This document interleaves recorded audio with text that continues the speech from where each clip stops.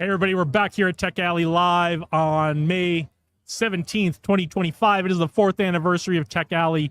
I am here. I'm Jason LeDuc. Dave Berlin is my partner in crime. He's over there checking to make sure we are looking good and sounding good, and we are going to be doing some new things for you today. If we don't look great today, if we don't look well lit, I think we actually look okay, but if we don't look well lit, it's pretty windy today, so we didn't set up our big light to get the beautiful light shining down on our smiling faces. But we are here today. It's Tech Alley. It's the I'm going to try to get my chair set a little better. It is the 4th anniversary of Tech Alley. When this started 4 years ago, it was kind of an experiment, but it's really blown up and blossomed into something really great. We're here at Taverna Costera. They are providing the coffee, the water, the lunch for every Tech Alley attendee. That's all free. If you want to come down and check out Tech Alley, you get free coffee, you get free water, you get free lunch. So what we're going to do now is we are just kind of waiting for the announcements to start so you can get the rundown of everything going on Tech Alley. So what I am going to do is I'm going to switch from this view to our view. I'm doing this from my phone. But we've got a camera set up on where the announcements are. You can see kind of some of the networking that's going on. So unknown how the quality is going to be on this. We're going to see how it goes, but I do want to, before I switch it, shout out one more time the folks at Taverna Costera at the corner of Charleston and Maine. They always do an amazing job. They're always such an amazing sponsor, and we are going to go from here, so I am going to switch over to the other camera, and I think we'll be getting the announcements started in just a bit. Here we go.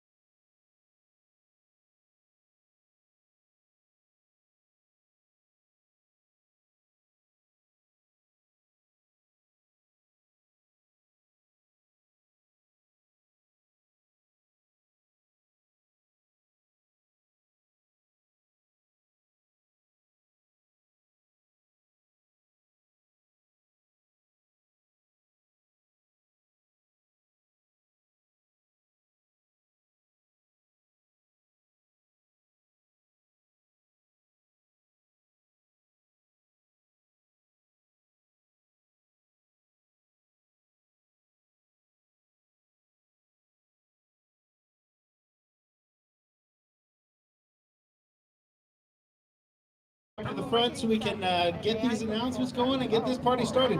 Today is the 4-year anniversary for Tech Alley, you guys. Congratulations, 4 years. We have to definitely get everything going. We're going to be doing some fun stuff tonight. Hey guys, we're going to start Tech Alley. Come on down. Well, first I would just like to say thank you for coming. This is a wonderful day. I'm actually enjoying the overcast and the wind just before it gets a little too hot to play out here, because I promise you in the next month we're going to be sweating and we're going to be wishing it was like this, that's for sure.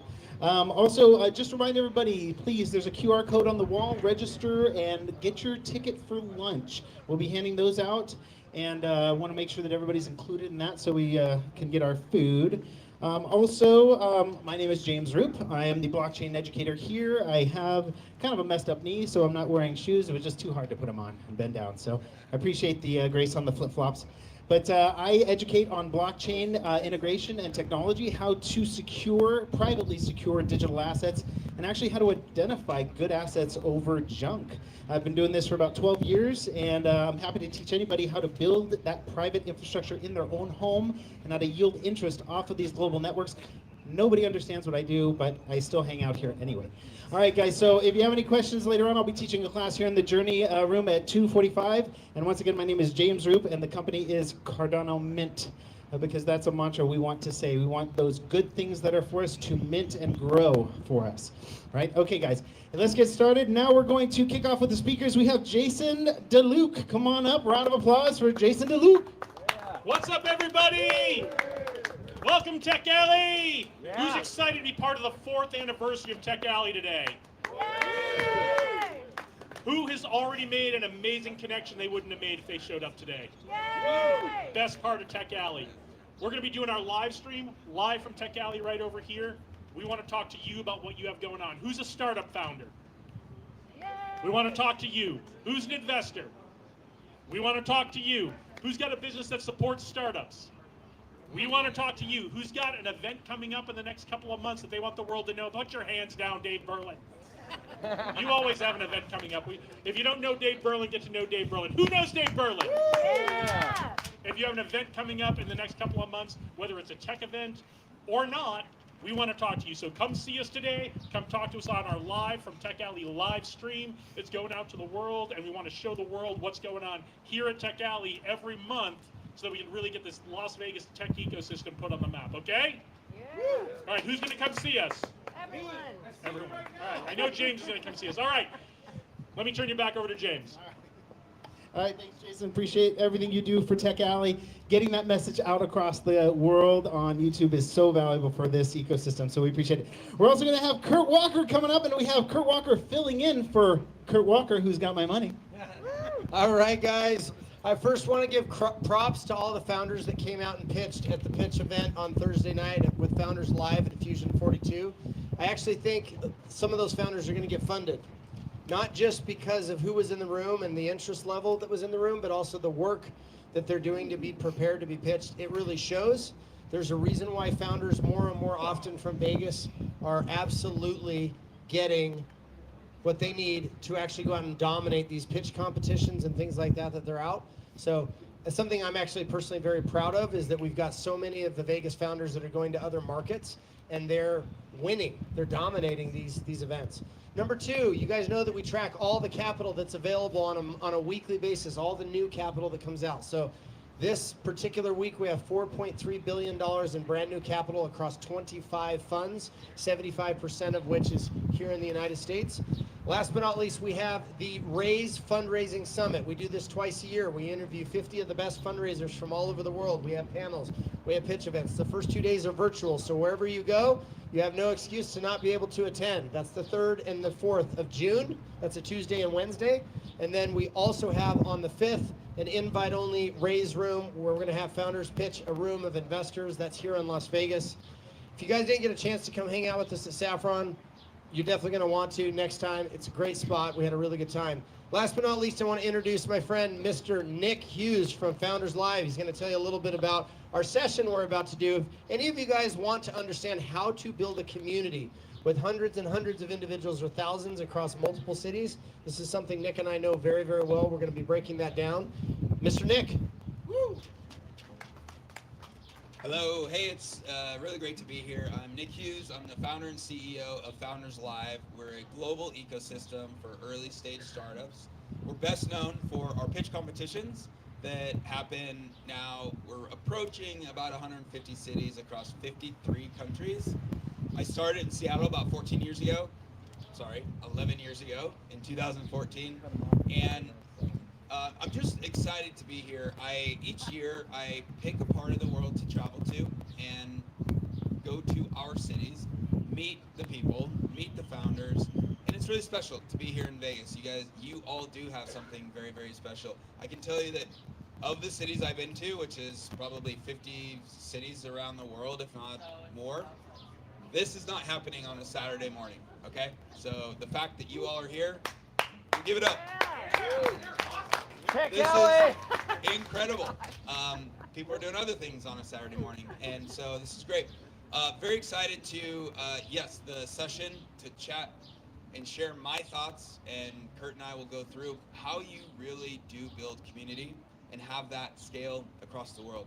There's very specific things that I think y'all, if you learn it, maybe you can take that and build your own companies. The future of business is rooted in community. Yep. So excited for that. And last but not least, Founders Live Las Vegas. We are building and growing our leadership team here. So if you're interested in doing something like this, but leading for Founders Live here in Las Vegas, come talk to me, or just go to founderslive.com and you'll see there it's founderslive.com/lead. You can fill out a form and apply, but we are looking for great leaders that want to be in front of their community and lead what we're doing at Founders Live. So come talk to me. Woo. All right, guys, round of applause for Nick Hughes. Founders Live, you guys. I can't express how important those things are to kind of have all of these things. So thank you so much, Kurt, and thank you so much, Nick, for bringing this into our area. We really appreciate it. All right, you guys, now we have one of our newest members, King Jones. Come on down and tell us what we're going to be doing today. King Jones, what are you talking about, sir? Hello, how y'all doing today? Good. One of the biggest companies that I have is Dr. Fish Spa. It's where you put your feet in with the fishes and the fish kind of eat the dead skin on your feet. So it's been doing pretty well. We have a couple of locations here at the Fashion Show Mall as well as Planet Hollywood inside of Miracle Mile Shops. But one of the biggest reasons I'm here today is the pedal pubs and the carriages right behind you guys. These are fully electric vehicles. This is the first of its kind to have a fully electric carriage, as well as the pedal bike as well too. I'm excited to launching it. We should be fully launching next month, the end of this month. So I definitely wanted to come out to bring some more awareness to it, but more importantly, learn from you guys. I definitely believe there's a lot of knowledge in the room. I'm kind of like the first generation from my family or my neighborhood that reached a certain level of success, and sometimes when you reach a certain level, it's hard to find the guidance, that sometimes you need once you reach a certain level. So I'm more so here as a as a student. So anything that anybody think that they can that can help, I'm totally open to receiving. I think we need to go for a ride, dude. Yeah. Sure. I also have a water bottle line called Love and Gratitude. So I think it's pretty cool. It's alkaline water as well. But y'all more than welcome to go on some rides for the pedal bike as well as the carriages. And I'm excited to see who I can work together and partner with launching it. Let's get like a founder crew together and go ride that stuff. Yeah, let's do it, man. This is great. Hey, King Jones, thank you so much for everything you're offering. We got a real entrepreneur here. He's got some real stuff, some real alpha. Let's do this. Let's check it out, see what we can do. All right, you guys, well, let's get Raphael to come on up and talk to us about New Book. Caught me off guard there. I'm like, what's New Book? Hi, everyone. My name is Raphael Kartaszyński, like a very difficult last name. I'm originally from Poland, as you can probably notice. Some of you may know me. I'm around like in the ecosystem since 6 years already. I call myself serial entrepreneur. I'm also mentor investor. I build companies in medtech, gaming, education, even pizza truck, right? So like this kind of contraptions are like kind of close to me because I like to experiment. I also mentor for Startup NV, Startup Vegas, Founders Institute, Select USA. But yeah, like as you told, I want to tell you about a book I'm working on. It's called Grow Into It. And it's not about another fairy tale startup story, right? It's about how it is in the real world, right? How to is to build business with hardship, with grind. How it is for you all, for us all, right? How it looks like. Back when I was a kid, back in Poland, we didn't have much. I remember we had very old, rusty car, but most often didn't work. And one of the things that kind of stick with me was when it broke outside of my high school. And I had to help my dad, push it to start it. And I was a kid, right? I was like a teenager. Like I didn't know better. For me, it was embarrassing. It was sad and bad, right? But it stuck with me, right? But it's not. You cannot wait for perfect circumstances, right, to start. You know what you've got. And with that kind of mindset, a few years later, with my dad, we found a medtech company. We didn't have any money. We didn't have any connections, no roadmap. We just had a idea for a product actually, persistence and trial and error. And nowadays, today, this company serves customers in over 110 countries. It has over 100 products in its offering. Some of those products are unique globally. It's like a leader in its field, and so it's kind of like we are proud of what we built. But it was not easy, it was not perfect, it was not smooth, right? It's, as I call it, I had my success, but I had my failures, I had a lot of failures. I learned by doing, I learned by breaking things, I learned by, the hard way. And this is what my book is all about. It's for founders, but build companies in the real world, no VC funding, no perfect pitches, no safety nets, just grit, staying there, showing up. That's what I kind of want to cover. I want to show you some lessons, right? That I learned, but also lessons from the world. How to validate your product in an easy way. How to stay in it, even if everything's around. How to stay focused if everything around you falls apart, right? We all been there, right? And how to lead, how to be a leader without pretending that we have all the answers, and how to scale without losing your soul. So it's not only about me, right? It's not only my story, but it's also many of your story, right? If you ever felt behind, uncertain, or that you are working each day, just figuring things out, this is for you. I want this book to, make you feel less alone. Because when you are a founder, when you are an entrepreneur, you are alone. So I want this book to give you kind of guidance, maybe have some easier path for you. I want this book to remind you, but growth isn't about having things figured out.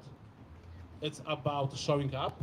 It's about staying in the game and continuously growing into it. So guys, if it resonates with you, I have some QR codes here with my website. It's grow and also growintoit.com works. So I will leave some QR codes if it resonates with you. If you want to follow this journey, if you want to connect with me, find me on LinkedIn, find me here, find me on the website, sign up for newsletter. And thank you for showing up here. Just keep building, keep pushing forward. You don't have to have every answer. You don't have to have everything figured out. You just have to start to build something. Thank you so much. Well, thank you, Raphael Kardasinski, with his new book, Grow Into It. It sounds like for being a good entrepreneur in there. So thank you so much for that. We appreciate it.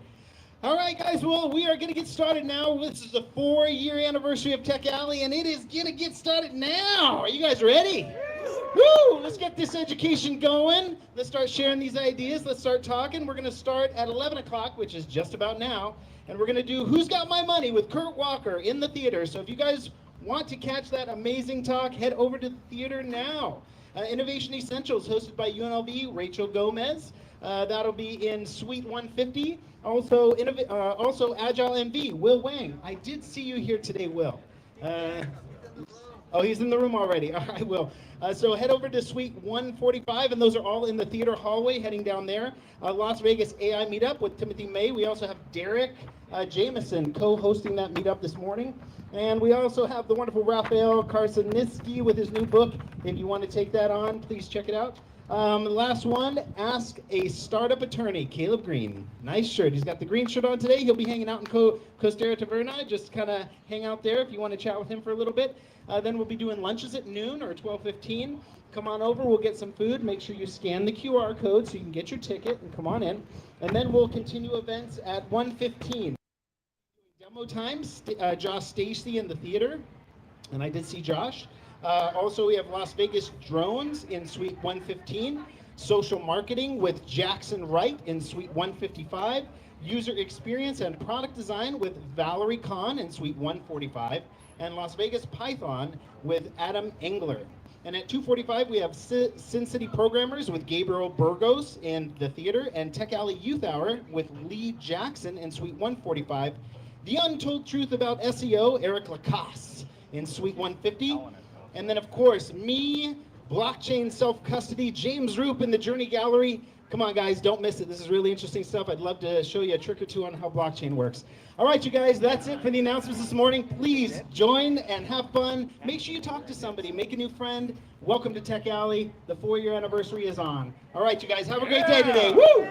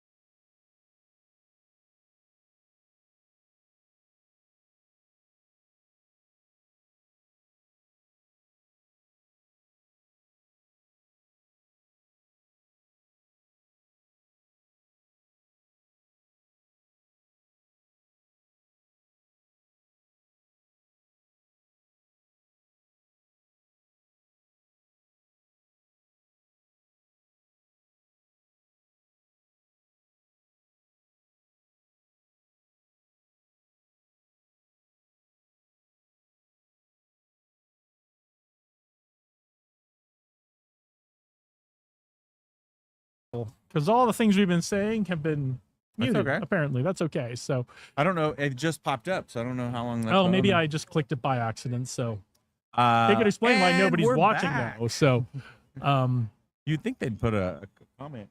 Anyways, no. So big things I've been working on. We had all the people in from Startup Champions Week last week. It was ecosystem builders from 4 or 5 other cities across the United States, really to come in and look at the things that we're doing well here in Las Vegas and Southern Nevada, and the things that we could be doing better. So there was a series of programming that was set up around that. That was really good. Getting ready for Global Entrepreneurship Congress here in 2 weeks. That'll be in Indianapolis, and then come back with a month to prepare for Freedom Week. And the stuff with Freedom Week is really taking off. So got more calls for speakers in for Vet Talks. what were your big takeaways from Startup Champions last week? So big takeaway for me is very personal. After I came back from Global Entrepreneurship Congress last year that was in Puerto Rico, I remember somebody wrote a post and they said, ecosystem builders is a type. And when I heard that, I was like, oh, like that's what I am. That's what I do. And the fun thing about that is oftentimes people don't know what ecosystem builders are actually doing or why they do it. So to me, it's like it's a deep level of community service. A lot of times we're taking on big projects that kind of are in the shadows of what's going on in the actual community until they come to life. So that was very personal for me because it was a room full of 25 people that know all the organizations that I've been working with on the global and the national level, where a lot of the people here don't understand it. So for me, very personal experience. Biggest takeaway for me is that we are continuing to show up on the national level, and people are starting to look at us a little bit differently, and it just ties in beautiful with my mission that we don't have to change the world, we just got to change the way the world looks at Las Vegas. I want to pull on that thread a little bit. What does it mean to you to be an ecosystem builder? Because ecosystem builders are quite often, they are not founders, they are not investors. They are entrepreneurs in their own right quite often, but they're not necessarily the people who are served by the ecosystem. Yeah. So I look at the closest word to it that people I think would resonate with is community builder. So, but not community building in the sense of like, I'm not working with shelters, homeless people for that sort of demographic, but also not working with kids or that type of community building, not working with churches and stuff like that, which is a totally different, there's so many different ways that people can leverage building community. However, ecosystem building really is with the purpose and design to create ecosystems for economic development purposes, right? So some of that stuff is going to be really working with policymakers. It is going to be helping create programs for people that have organizations that revolve around the economic development side of that whole conversation. So policymakers, city organizations, private sector organizations, whether it be venture capitalists or people that are looking at funding things, and also universities. But that's also that's where a lot of my energy comes from, and being a volunteer with Global Entrepreneurship Week, as long as I have, it's always been with that community building aspect, but very specific to how is this going to shape and affect our entrepreneurial ecosystem. Okay. Any big things, any big actions you're taking out of that from last week and what you're moving forward doing? I mean, the cool thing is they asked for me to be a part of Startup Champions Network. So what my action item would be on that, if it makes sense, we'll talk a little bit more at Indianapolis whenever I go out there to represent Nevada. I want to understand what that actually looks like. I'm volunteering for a lot of things right now, but if it makes sense, that's going to be a way for me to plug in very specifically with other ecosystem builders that are part of Startup Champions Network in other communities like Philly, Augusta. My big thing is, while there's so many people that are hyper focused on the changes that can be made here in this community, I am too. Sometimes my best energy and my best ideas are spent in other communities, understanding and just seeing one thing that, oh, what if we had anything like that here? If this was a big thing that I used the example of the Capital Factory in Austin, Texas. When I saw that for the first time, I was really blown away by, at one point, their challenge was, let's put everything under one roof. When they did that, there was an acceleration that happened in their ecosystem. Not saying that we have to do the same thing, but what could we do that's similar to that? And then I'll try to start figuring out ways to advocate for Yeah, I mean, there are things we could do in pieces before we would be ready to put it all under one Absolutely. roof. I mean, there are things that started in Austin Yep. that were already existing, and Capital Factory put them all under one roof, and that was great. I think we have some basic building blocks we need to build first. So, so tell us, in Indianapolis, it's Global Entrepreneur Congress. Yep. And that is part of Global Entrepreneur Network. Correct. So tell us about Global Entrepreneur Network and Global Entrepreneur Congress and what you're excited about coming up in Indianapolis in a couple of weeks. So Global Entrepreneurship Network is, so most people, as I've really pushed for Global Entrepreneurship Week here in Las Vegas and Southern Nevada for years, we have really been instrumental in helping people understand what that means. 10,000 events around the world all in 1 week. And then what we have past that is global entrepreneurship. This always happens. I can't think in my head. Sorry, I'm just trying to keep all these multiple things flowing. Do you want to get these guys on? Yeah. You guys want to jump on? I can't think in my head whenever it's all good. Yeah, bring them over. We can talk to Dave after. Yeah. We'll fill this in after. Come on over. So we've got a couple of guests coming over here. They're going to fill us in on what they're doing. We'll get back to filling Dave in later. Let me look at something real quick here.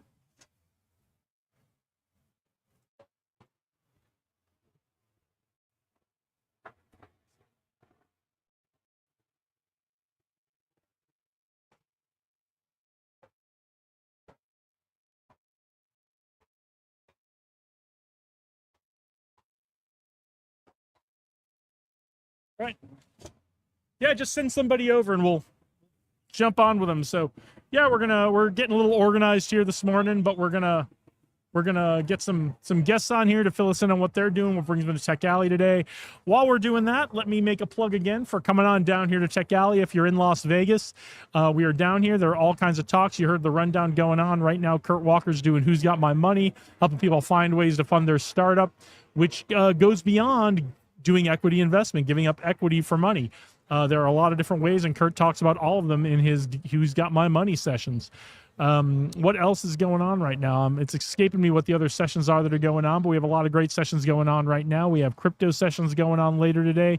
Caleb Green is doing his Ask a Startup Attorney Q&A today. So he's doing that right now. So if you're interested in tech, if you're interested in crypto, if you're interested in startups, if you're interested in AI, if you're interested in any aspects of tech, come on down to Taverna Costera with the corner of Charleston and Maine, and we are doing Tech Alley today. So we're gonna get our guest on right here. So have a seat. Hey, how are you doing? I'm Jason.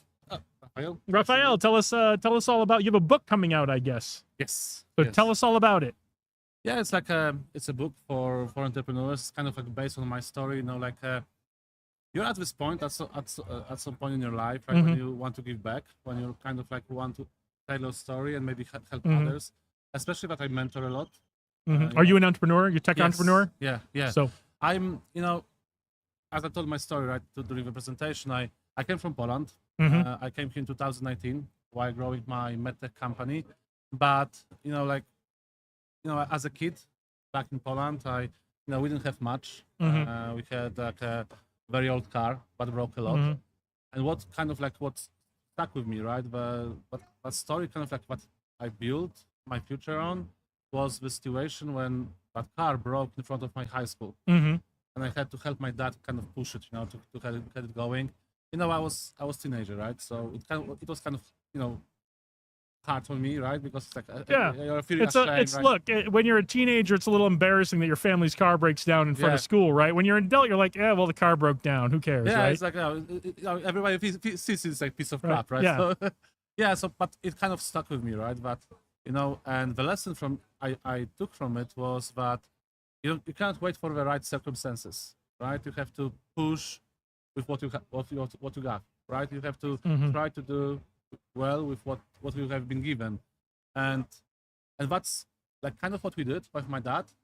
Some years later, we founded a medtech company. Okay. Yeah, so we And what a lot of people don't know, because we get real focused on America here in America, Mm-hmm. Poland has a really vibrant tech community. yeah, it's getting more and more vibrant, right? It's still like much far away, like in terms of like VC funding and Mhm. things. Like when we founded it in 2007, we didn't have nothing. We had no money, Mhm. we had no connections, no roadmap. We just have a idea for a product. We have persistence, and we just figure it out, right, as we go. I remember, like I always say the story, like it like kind of like aligned with when we were getting married with my wife, Mhm. and I remember like investing all the money we got from the wedding as a gift into the company, right? To start kind of like to buy the first machine for the company. Now this company is serving customers in 110 countries. Mhm. It has more than 100 products in its offer. Some of the products it does are unique on a global scale. Mhm. So it's kind of like a leader on its market, But the story, the road was not easy. It was not perfect. It never is, right? Yeah, And that's yeah. what that's the trap of entrepreneurship. It looks Yeah. like it's easy for you see the success stories. It looks like it's easy Yeah. from the outside, and then you get into it and you go, wow, this is a lot harder than I thought, Yeah, right?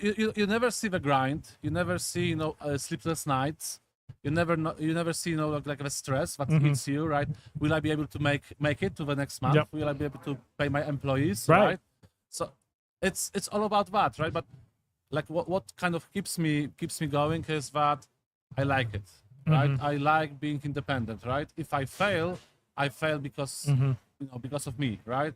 It's better. I know, in my opinion, it's like I've been an entrepreneur for most of my life. It's kind of better than working for, it's better to work on your dream than on somebody else's dream, right? Yeah. In a way.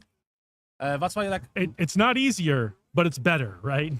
it's I think it's like it depends on like how you are built, right? Internally. Yeah, absolutely. What's your attitude, right? Some people like working for others, and if there weren't such people, like we wouldn't have anybody to employ, right? Not everyone can be an entrepreneur, right? Somebody has to work on the other side, right? It depends on your personality. Like my personality is entrepreneurship. I like risk. I like showing up. I like kind of like grinding. It's scary very often, right? It's hard, but also it's fun, right? So like work hard, play hard kind Yeah. of situation. If you make it, then you can play hard, Yeah. right? But And now you're mentoring other startup founders. yes, yeah. So when I moved here to US 6 years ago, I was fascinated with entrepreneurship way of thinking here, because it's completely different to what I figured out in Poland, right? I didn't have like anyone to mentor me. We had to figure things out on myself. I did my MBA back in Poland with University in Illinois, and that was kind of like a changing moment for me, because that MBA was with professors from US, and you cannot imagine more like a difference in attitude, in like how it was like presented, right? All the Polish kind of classes were about Excel, about numbers, very boring. But when US entrepreneurship professor arrived, they were like, oh, use cases, case Yeah. studies. That was so cool, and it changed kind of my look into this. I did my MBA here at UNLV when Yeah. I got out of the Air Force, and yes, it was case study. Yeah. It was almost like the numbers were secondary. Don't worry about the Yeah. numbers, right? Just Yeah. let's talk about the case study. Yeah, and I love it. That kind of like, if that was like normal MBA, like what is in Poland, I probably wouldn't be where I am. But those professors from Illinois kind of changed my my look on this. Like when I decided I want to this is my road. Nice. This is what I want to do. What was the biggest takeaway from your MBA that helped you as an entrepreneur? It was connections, I think, but the knowledge. I think this takeaway of how the world really works. Because, like before that, I'm from a very small town, in Poland, very close to the Ukrainian border. It's like very often it's called like Poland B, right? And so we didn't have like a big universities there, I don't know, I never met investor there. There's no investors, right? There's like you can go for a loan to a bank, but what's investor, right? so that was my kind of like a first kind of like crash with real American way of thinking for about entrepreneurship. That was like something completely different, because back in Poland I was kind of used to creating companies like a legacy, right? Something that I can leave to my kids. Yep. I never thought like the way it's here. Okay, let's build something, let's sell and move forward. Exit strategy, Yeah, right? That's kind of. one of the first questions they ask is, what's your exit strategy? It's like, yeah. I thought I was just building the company to sell stuff, right? Yeah, no, but what the funny thing is, I had like a kind of like I made a circle in my thinking. So when I came here, I was so fascinated with with entrepreneurship, how it works. I started mentoring, I started supporting angel investing as well, with Fund Envy, with Startup Envy, with Text Code Angels, with SBDC, with San Diego Angel Conference. And when I mentor, like, and more, like I met the situation that, okay, there's a company, they have a great idea, but they fall into this trap of kind of like only looking for investment, right? So they focus so much on this that they forget about running the business. That's what I found too. Is they get so wrapped up in where's the money going to come from. I always tell people you have to have two plans. You have to have a plan to do this without investment, and then you have to have the plan that you pitch to investors of, this is how I'm going to pour rocket fuel in the fire with your money. But you got to build the fire. Yeah, exactly. So you got to keep the fire going without the investor money. Exactly. And that's how I mentor now, right? I tell them, listen, like, investment is very hard to find. You can it's usually like 100 conversation before you get the first check, right? So it's like a full-time job to do this. I tell them, like, no, you don't have to be a rocket ship. You don't have to be a unicorn, right? In my opinion, it's better to kind of build a business that you like, that gives you money, that supports your vision, that supports your mission, that supports your team. Investment will come naturally, right? Yeah. What I also have found is founders get so wrapped up on the idea, and look how great the idea is. Look how beautiful, look how elegant. And investors don't care about, at least most investors care about the opportunity. Yeah. Right. They care about, how is this going to make me money? I don't. Yeah, exactly. And that's what I kind of like, what I also like, my way of mentoring and kind of like helping is, I like to be this like a devil's advocate, right? So I go into the conversation because I know how it is, how I was, right? When I had brilliant ideas in my head, right? And I went much too far into implementing them. I spent too much in the weeds, right? Yeah, spent too much time, too much effort, too much money. I should, if I had somebody like somebody who would question me, right? Ask the correct questions to kind of challenge my idea, to kind of like, bring it to reality, right? Not in my kind of entrepreneurial like hype state of mind, but let's do it. I would like save so much money, so much time and effort. So this is what I like to mentor. I'd like to tell them, like, in entrepreneurs, like in a clear way. Like, I don't think it's like investable, for example, right? I think you just try bootstrap it, try make it a business, right?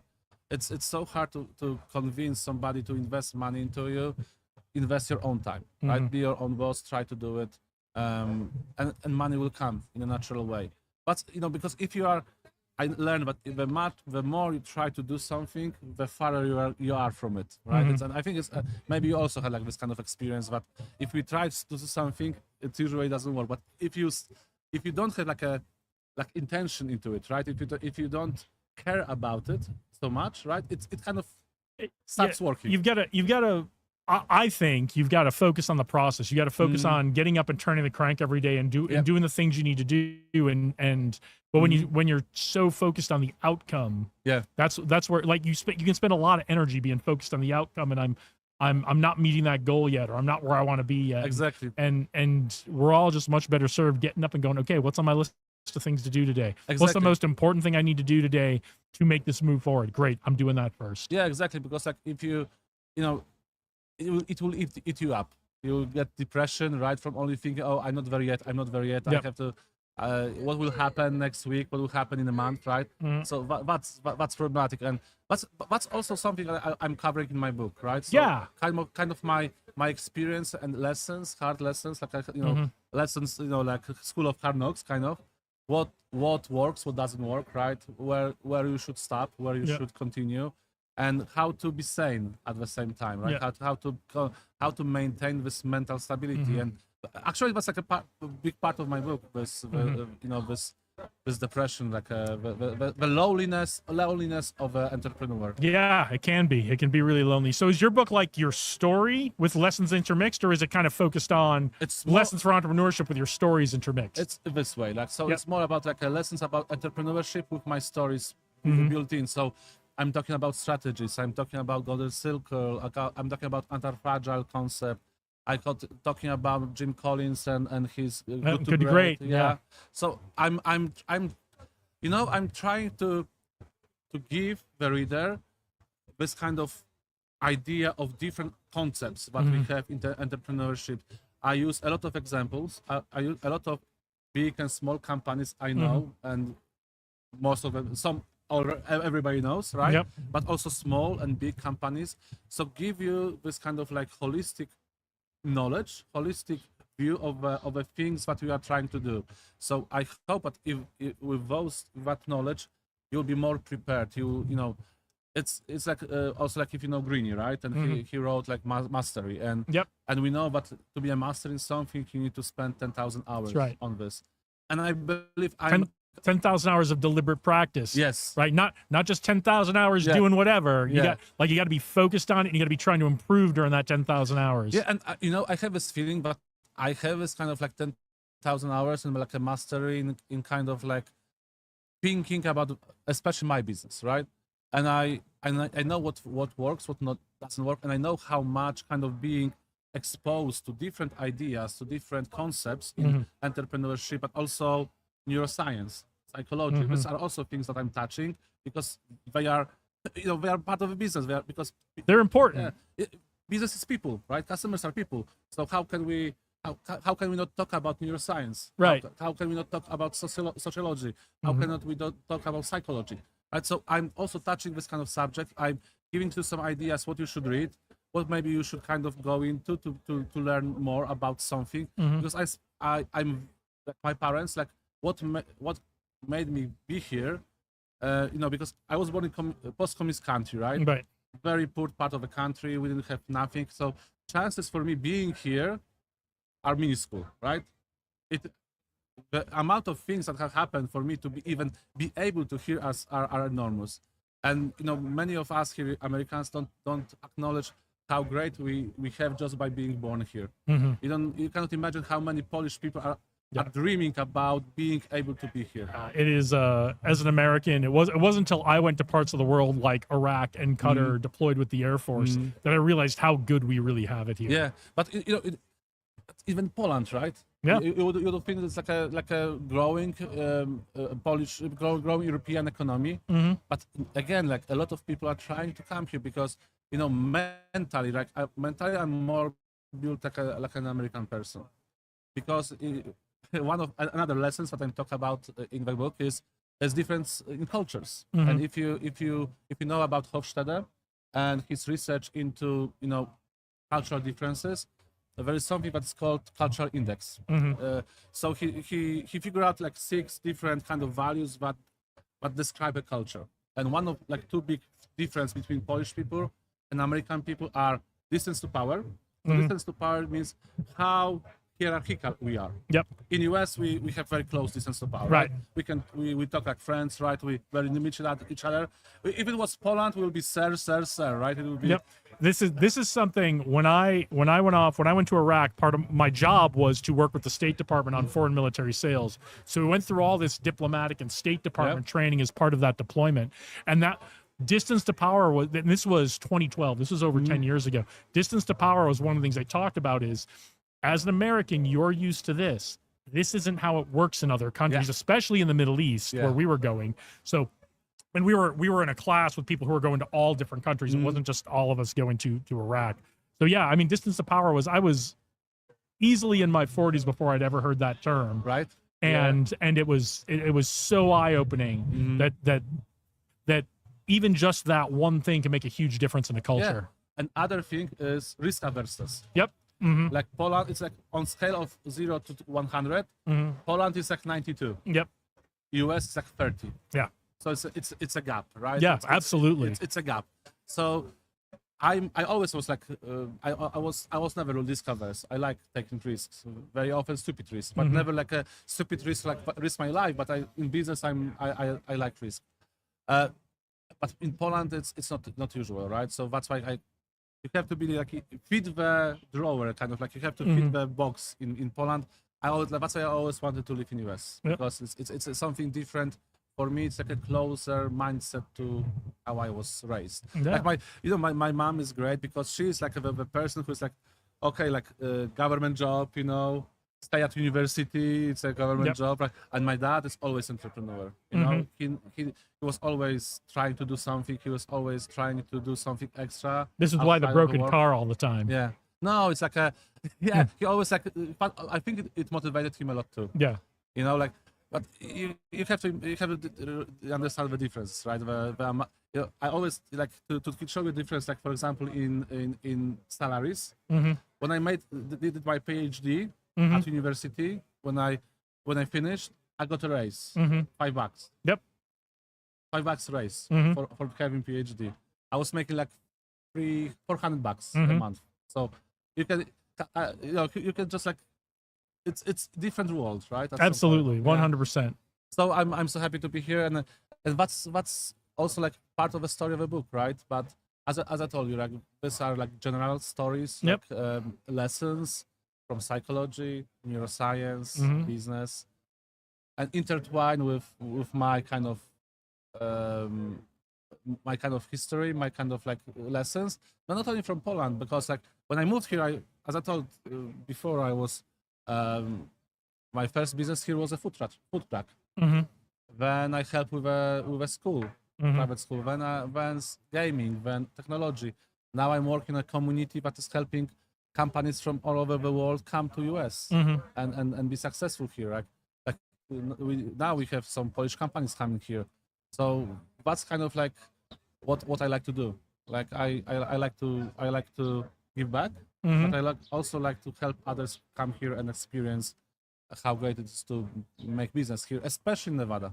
That's awesome. Well, is there anything else you want to leave us with about the book? Where can people get it? What's the name? It's the title is Grow Into It. Grow Into It. So I have two websites. Okay. It's growintoit.com or growinto.it. Okay, growinto.it or growintoit.com. You can't go wrong with either one of those. Yes. Or you can just look me up on LinkedIn, and you will also find the book. LinkedIn is great. All right, well, thank you for joining us today. It's a you so pleasure much. to talk to you. Welcome to Tech Alley. Yeah, thank you. All right. Thank you so much. Thanks. I am going to try to adjust this because I don't know.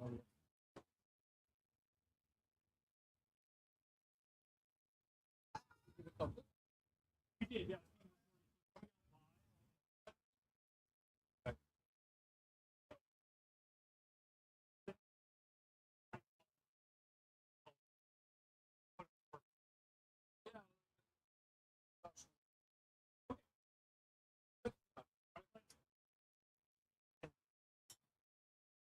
All right, folks, let's see if we can, we're going to try to troubleshoot this Wi-Fi signal a little bit because for some reason we have really terrible Wi-Fi, and we've had this the last couple of months since we've been outside.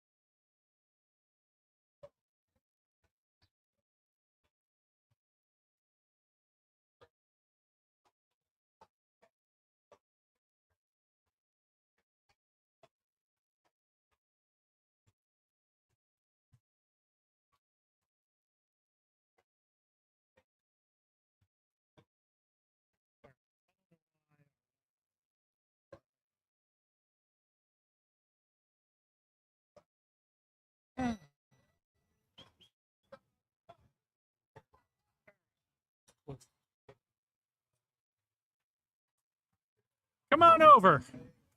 I'm trying to troubleshoot my Wi-Fi signal. I don't know why the Wi-Fi signal is so terrible. When I do this at home, like the last 2 months, I've been like, I don't know what's going on here. Is it like in the near field of the antenna? Is it blocked by something? Is it? And then I get it home and I test it, and it works great.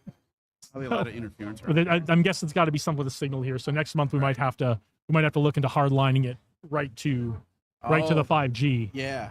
Because it's not. You see, it's my Wi-Fi signal, not my 5G signal. Seems to be, Now it could be. I mean, that could be from a quality perspective. That could be part of it. But anyway, welcome to radio frequency chat here on here at Tech Alley. I bet you didn't know you were going to be getting a very technical piece right now, because we don't typically dive too deep into the tech piece, because we try to get you to come down to see the tech piece here. So how the hell are you, man? Good. Keeping busy. How about you? Good. Busy. So you still got 2 blog posts you have to rewrite. I know. I still have a bunch of things I have to do. So okay. and I started a new video project too. I started we're Yeah. doing I haven't talked about it on here yet, so I may as well now. So I'm running every Monday. I'm going to do a quick rundown, 5 to 10 minutes tops, on what's going on in the startup scene here. So who got funded, who's moved to town, what they're doing, new companies that have started. Hopefully not too many companies that have closed their doors. No. And then what events happened last week and what events are coming up. So That's excellent. So and then a little clip from a Leader's Mindset interview with someone in the tech community here. Excellent. Very So good yeah, idea. just a real quick and dirty, something everyone can go to start off their week. Yep. And in just a couple of minutes, find out everything they might have missed and what's coming up, so they don't miss it. That's excellent. Yeah. Excellent idea. Very good idea. So yeah, today's presentation is going to be about social media. How followers are not indicative of traffic. I love that. Give us a preview. Why are followers not indicative of traffic? There's a couple reasons.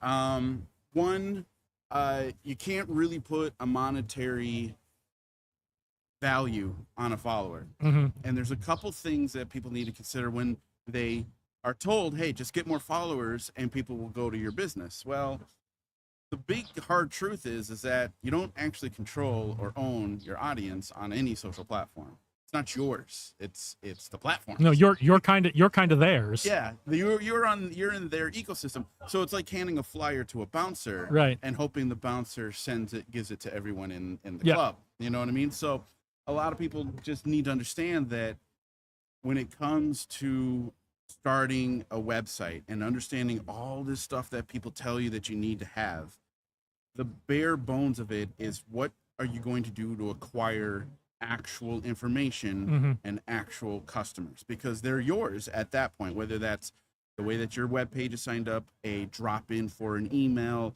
a call to text, or call to call you, then they become yours. But relying on the fact that you paid for 5,000 followers and now you posted something and nothing happens, it's like, well, who's the sucker? You know what I mean? You kind of got suckered into that, but you have to learn how to grow things organically. Yeah, and my understanding is a lot of social media platforms actually penalize you if you acquire too many followers too quickly in a way that looks like you bought them. So we've talked about this before. It's the same philosophy with backlinks, right?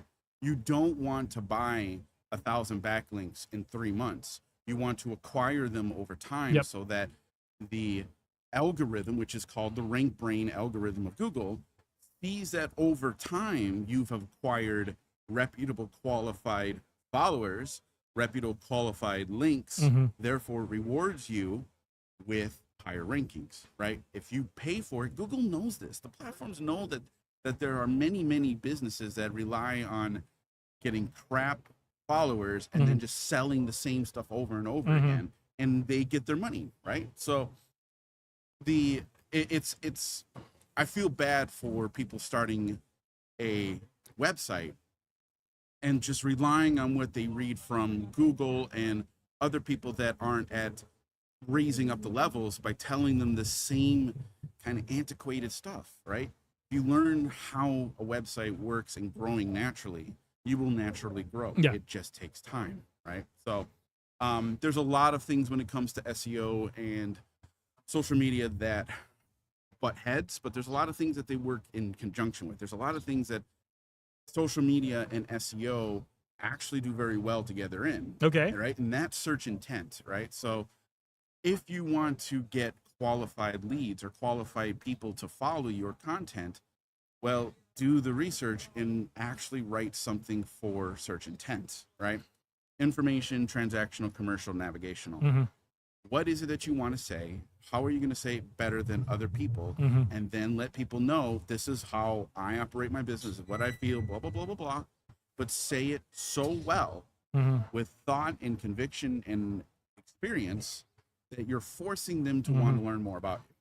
That's how it's supposed to work. So, without giving too much of your talk away, what can we do? What should we be thinking about if we want to say things well? So you want to understand that, okay, so this is, you get to a point where it becomes like, okay, what is your business? So say we're a bike shop. Yep. You want Bike shop folks, pay attention, take notes. bike shops, right? Big one, because there's a lot of moving parts with a bike shop and anything that's got a retail space, but a bike shop is a great example. If you know that, first of all, you've been in the bike industry for a decade, that this next few months, certain types of bikes are going to sell more. Right. You want to start your posting for the future today, right? What are the bikes that people are going to want to look to buy in August, in July, in September? And write the post based upon your experience that this is what's popular in August, September, July. So you're not necessarily selling the bike, you're selling the experience that you have that these bikes are going to be popular. That's search intent, because Right, so- that's actually attractive. Right. So here in Las Vegas, it might be mountain biking gets real popular. Mountain bikes get popular in the fall because it cools down, Exactly, right? right. Whereas, for the summer months, the stuff that the bike shop might be selling right now or Exactly. renting right now is like those beach cruiser kind of beach- things yep, that yep. people are just gonna go up and down Main Street here on like a Tuesday night after it's dark on one of those group rides, Right. right? Another thing that people miss out on, and it's a huge search intent tool, and it's also an EAT, experience, expertise, authority, trust with, is not necessarily selling the bike, but selling the community that you're a part of that the bike also belongs to. Mhm. That is way advanced SEO, Yep. because you're not necessarily saying this is the bike that you need to fulfill that problem. This is the bike that gets you into this community. Yep. And we know in the last almost 5 years of a decade, a lot of people aren't social anymore. People want to belong, People right? wanna belong to It's something, been right? missing from a lot of people's So- lives. The pandemic kind of separated us all, and people have really struggled because I think that skill for a lot of people, especially a lot of younger folks, didn't need that skill. Yep. Right. Their lives had been very curated, between school and social and all that kind of stuff and things like social media. The muscle hadn't been worked for a lot of Right. people, and then that it all got taken away, and it's been a little bit of a challenge for everybody getting back out there. Yeah. And again, a business that uses their business but expands it into the community in which they belong in, that is a brand.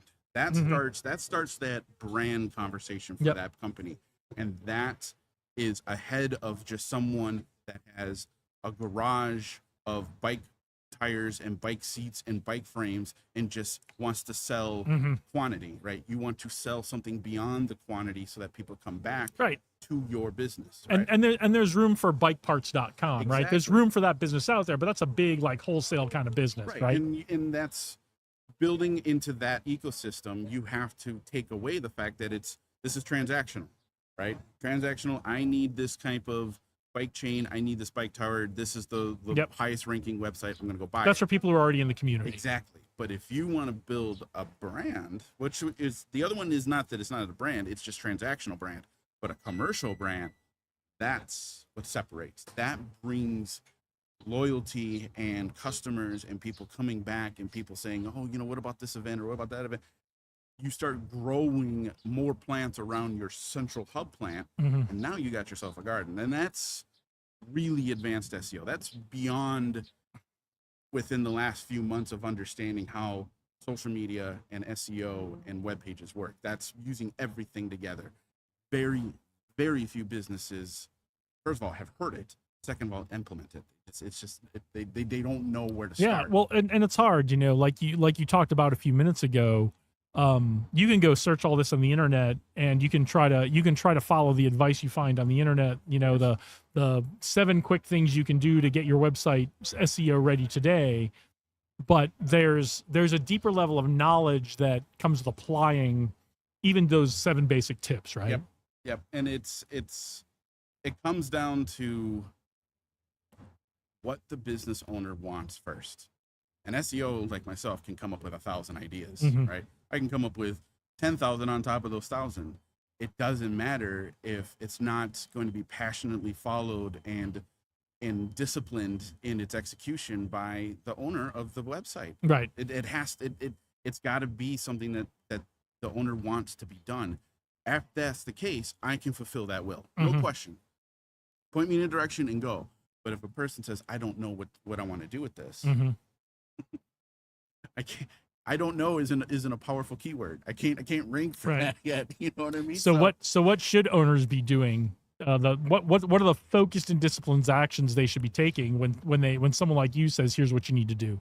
So the first thing is making sure that the website loads fast. We don't get to have this conversation about community and size of the website if the website doesn't even load fast. If it's got movies and rollover animations, and sorry, we're not having that conversation. Put it on your social media, right? Yep. Put it if they link to your social media if they want to see it, right? Yep. It doesn't matter if it doesn't load fast. Don't worry, your social media will load fast. Number 2, make sure that you have a direct understanding of what search intent is, because you're not just going to be going after, I want to do community of bike shops in Las Vegas. No, you have to do other keywords. Fastest bike, most affordable bike shops near me. Those are other keywords that build a portfolio to go after like those. bike riding groups, like that kind of stuff. Right? You have to build more than just the one thing that you want it to do. You have to build more of an obtuse understanding of your industry. So it sounds like what some of our keywords need to be is the words that are peripheral around our core. Which brings in an advanced SEO element called topical mapping. Topical mapping is taking what a business is and associating all the words that are associated with the industry and putting out content that fulfills those ideas, those words, right? You're not going to rank number 1 because you put bike shops near me on your webpage. You're not doing it. But if you developed other words beyond that, within that, it helps raise your ranking of that word, right? So topical mapping is the environment in which you're going to start planting little things, little blogs, little posts, little words, redirects, all these little things that start to add better soil to your plant. And this is content that needs to be on your website. Yep, content that needs to be on your website. It needs to have an understanding, and ultimately you want to look at topical mapping as opposed to like 3 or 4 of your competition. What is it that they're saying along those words that you can say better and then say it better, right? But you have to give it time, and you also have to have blogs. You have to write. You have to let people know who you are, why you're important, and what is it that they need to know about your industry that you know that they don't. You've got to show people why you're special, and Exactly. and you need that in blogs or written content Absolutely. for 2 reasons, right? One, because the algorithm will find it and then put it in front of people who are interested in that. Yep. And then 2, it's got to be something about you that is compelling that they say, I want to learn more about this bike shop. I want to go down there, right? Right. And that's why I believe every business owner, every business website owner, they need to have a fundamental elementary understanding of how to sell. You have to sell. You have to know how to use words to convey persuasion, to convey urgency, to convey this is the solution to your problem. If you don't know how to sell, it's not really going to blossom the way you want it to. Yeah, and it's hard. It's hard for new entrepreneurs Right. to. I mean, there's a lot to it, and there's a lot to overcome. Right. And then the third element is always going to be backlinks.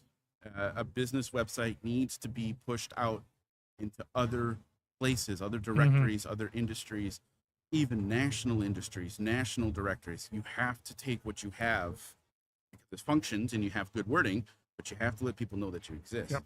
And by backlink development, you're forcing Google to say, all right, this person actually cares. This person is actually putting in Yep. the effort to acquire more backlinks. We're going to reward you by ranking you up higher, right? That's the end of the game. And you know? and that's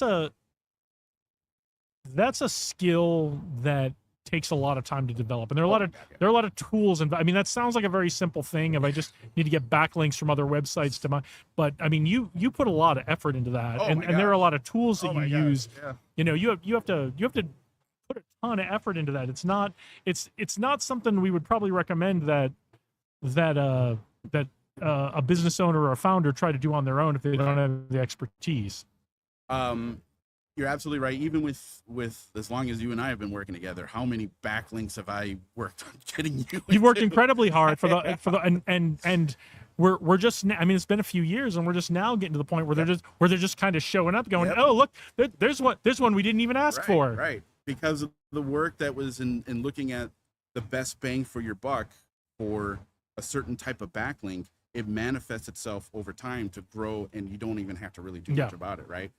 But the ultimate goal is if you have a business brand and say you want to be featured on the Wall Street Journal, first of all, how many SEOs do you want to hire to get it done? But it's possible. But the thing is, just because you get on there once, your traffic will skyrocket to the thousands, but then it'll come for right a day. Then it'll come right back to where it was before, because just because you have associated your brand with a national, whether it's a college, Wall Street Journal, MSNBC, any of the big major high definition websites, that's great for the PR. That's not great for the development and growth of the business. Yeah, so you know, if you want to go on a date with a supermodel and post it on your social media, that's going to get a lot of views, of course, and a lot of likes one day. But if you're not dating her next week, you're probably back to your 2 or 3 views and likes on your social media post, right? You shouldn't go for it. You should absolutely try to go for it. If you ever got LeDuc Leadership on MSNBC and you were able to do a video with them absolutely do it. Yep. And then put it on your website, put it in your posting, hold on to that virality for as long as you want, but understand that it's an energy drink. It does not. So it comes and it goes. So what is the strategy? What kind of sites should we be trying to backlink to so that we are eating healthy food, not drinking an energy drink? Any local directory, especially here in Vegas, there's about 10 to 15 of them, depending on where the business is. So there's Henderson Chamber directories, there's Summerlin Chamber directories, there's Las Vegas proper. The local directories are huge, even Yellow Pages. As much as we have turned our back on the actual Yellow Pages itself, it is a very easy backlink to get online. Don't sleep on Yellow Pages, because people still go. It's not called yellowpages.com anymore. Right. It's like YP, whatever. I don't even know. It's not even called YP anymore. Pages, I think whatever it is now. They have a huge database because they've had it for decades. And it's 20 minutes. Yep. It's 20 minutes to fill it out. It's so easy to do.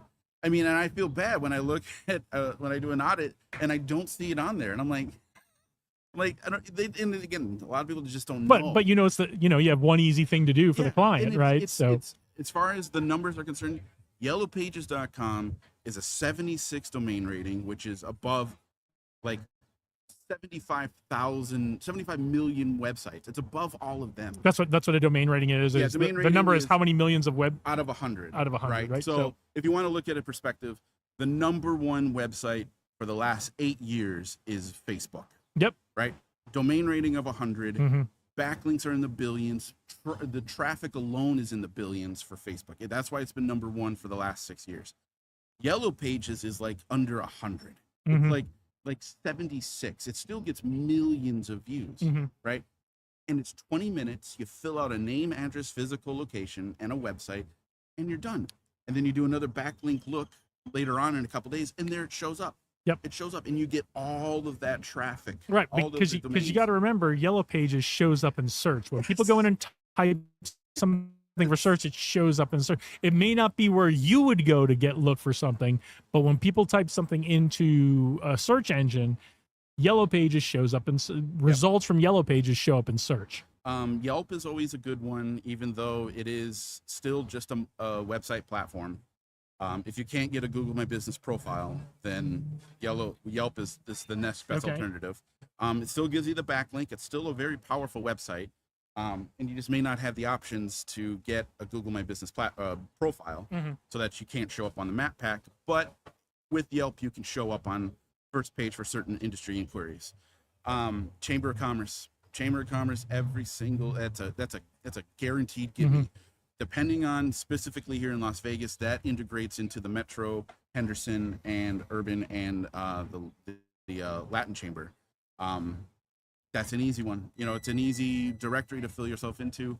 You know, then after about 3 or 4 of the big major ones, now you kind of have to make a decision as far as what the thing called an aggregate. So the first principle is your local players, Local right? players, local industries. Yep.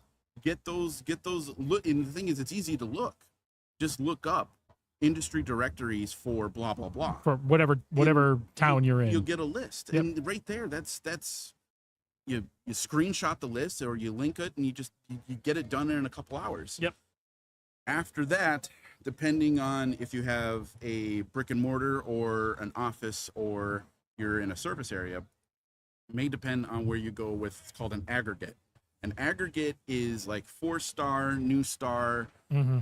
These are programs that are thousands of directories, but a lot of them associated with certain things. So say we had a bike shop. Yep. We don't really care about the outside element of the service area of the bike shop. We want people to come in through the door. Yep. So there's an aggregate called New Star, which puts our bike shop into Uber Okay. and a Lyft. So now we're in their directory. Someone looking for a bike shop that Yep. can get an Uber to our place. That's huge. Some That's a people big don't deal, even- yeah. Some people don't even know that exists. Like, well, how do I get into Uber? Well, you got to put in for an aggregate. So and these are things you go apply for. You apply for, or there are platforms that you can pay to do it. It just depends on, you know, where you want this to go. It's important, but it's not for everybody. There are a lot of businesses that don't care about whether they want Uber or Lyft or, you know, Uber Eats or all those things, because they're not a brick and mortar. They're a service area or an office, right? So there's, even in the backlinks area, so much that can be looked at and direction can move through. So just got to be, first of all, you got to find an SEO, and you got to let them, you got to ask that SEO what they think the backlink profile should look like. Right. So this isn't something you should try to do on your own. You should try to do the easy stuff. Okay. You know, the yellow pages, the Yelp, the directories, industry directories. And even if I met and sat down with someone that was like, wanted to talk about backlinks, that's the first thing I would look at is, have you done this yet? And if they haven't, then we're having that discussion about getting that done quickly. After that, then comes, you know, and honestly, I'll be honest, if you get into one of the Las Vegas news websites, that's huge. UNLV, huge amount. I mean, Tech Alley got a link from UNLV about 2 years ago, and it still pulls in traffic from that link. That's fantastic. It's and it's funny thing is when I did that presentation, I don't think Josh knew. He's like, No, oh well, yeah, I had an article. I with UNLV. didn't. I'm like, I I didn't either. How would any of us know, right? I mean, that's the thing. This is some of the stuff that you know, you really have to be a pro to understand how it works, not just how it works and how to do it, but I mean, it's not really common knowledge. It's not like there's not a lot of founders out there going, oh, I got to work on my SEO stuff, right? Because you just don't know. You don't know what you don't know. Exactly. And that's why, of course, I'm grateful to have the presentation, because it's time for people to know, especially in this city. Of all the cities where people are coming in all the time, we're seeing new faces and new businesses. Las Vegas could honestly build itself into a real knowledge pool of how SEO really works. It really could, to the point where like there could be more than just me that have a community understanding and a community obligation to let people know. You don't really need to pay attention to that. This is what you should look at first, and then grow into those other elements. But yeah, I see it all the time. I see it with, you know, audits for my own interest in industries that I look at. So Go ahead, keep talking. okay, yeah. No, it's an important element, but it's not something that a Joe Schmo, I want to sell this on a website. He doesn't have to know all those things that I've took years to learn and then work in experience, because that's really what I'm selling. And what I've done for you and for all of my other clients is it's the experience, not just the theory. Like we've tried that, it didn't work. Oh, we tried this and this worked. Oh, with that worked. Well, we'll see if we can move the needle into this direction next month. That's how SEO is supposed to work, right? And again, I could go into the AI element of it, but you know, AI is great. AI does a lot of really good things, but if you sat down in my presentation, you would see, wow, AI isn't that far yet. You know what I mean? It took another human to really. You can't tell AI to go look at your website and do your SEO for you, right? Right. It can just give you the numbers. It can just give you what it thinks and the numbers, right? But numbers are great. But there are SEOs like myself that look not just at your numbers, but the numbers of your competition and can disseminate it very quickly. Like, okay, if your competition, the person that leads your business for the core keyword of your business, and they're a franchise, some people are like, well, that sucks. No, it doesn't. It's actually a good thing, because they're so big, they're missing out on the things that you could capitalize on. So now you look at, okay, maybe they own that core keyword, but what can I add to that keyword that puts me at the top? Right. And when you say own a keyword, nobody really owns a keyword. They just score really well they for score it. for it, and over time, if you have qualified for that keyword long enough, They're the one that shows up when people look for that keyword. Right underneath the sponsored ads and the local map pack and all that stuff, and even under the AI generated response now. And again, we see this all the time in case studies and heat mapping, is that people, for certain things, they scroll past the AI generated content, they scroll past the local map pack, and they go right to the first result. Yeah, right? I won't click a sponsored link. I don't care if it's the one I want. I won't click the sponsored one. You're not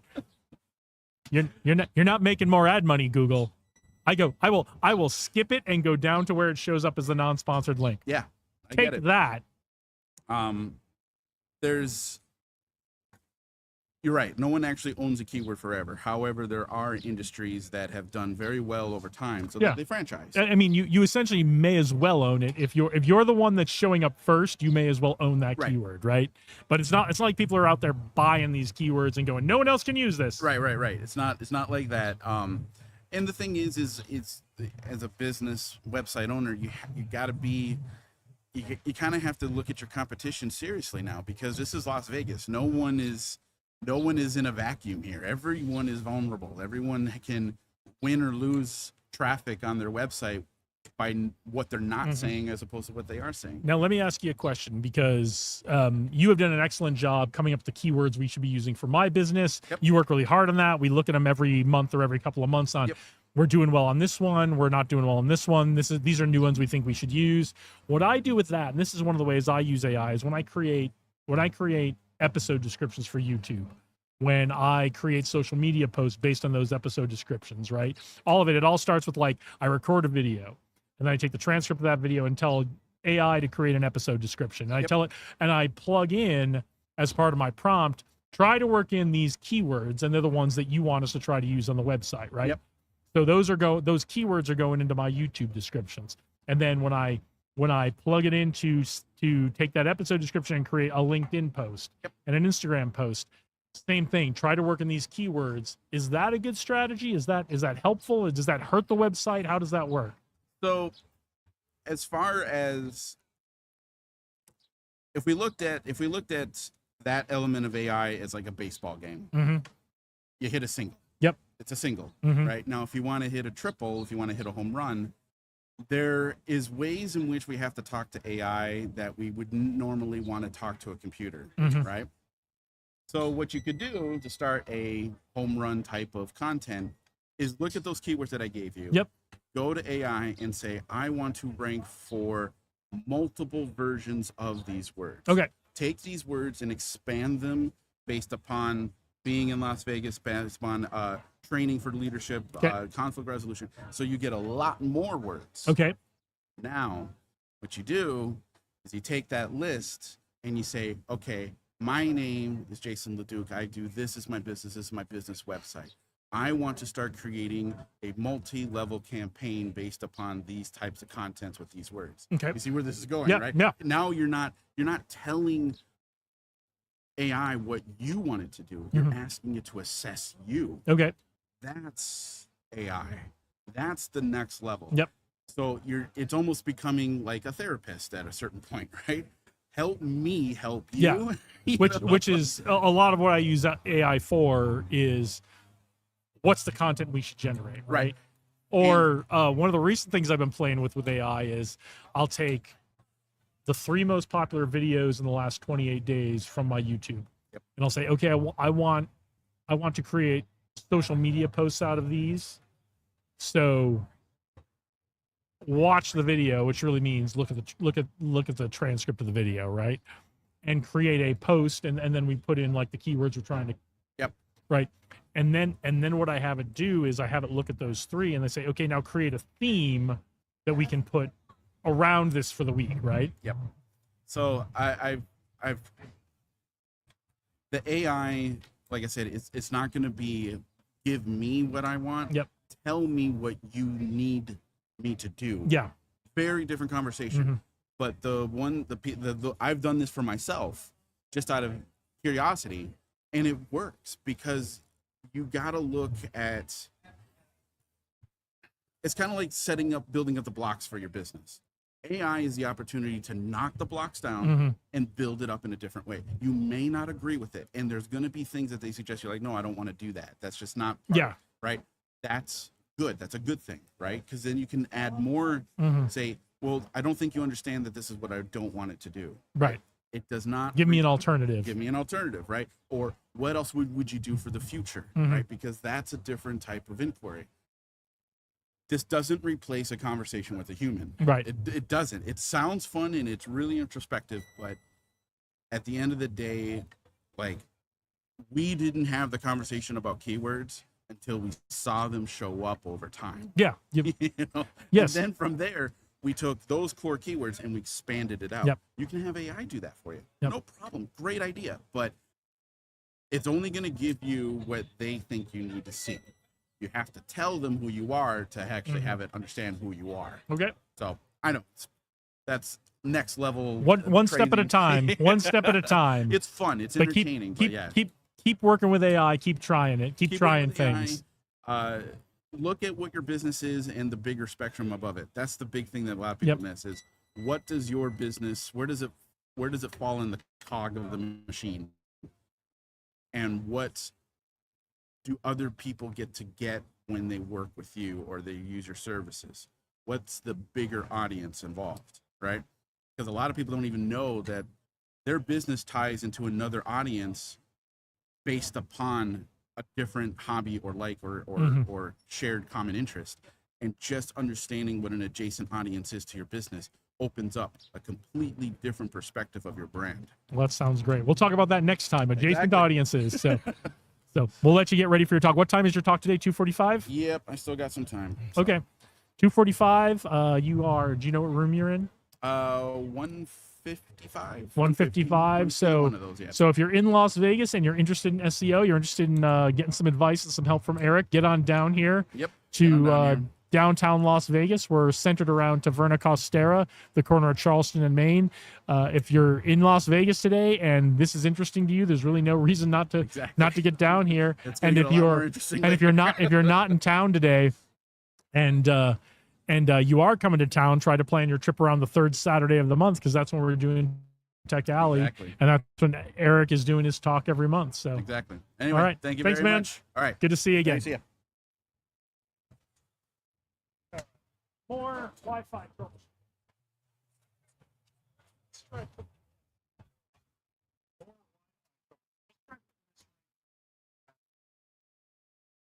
It's just not a good signal, and I wonder if there's just a bunch of interference Oh, I know why that's doing that. Okay. The 5G signal is good.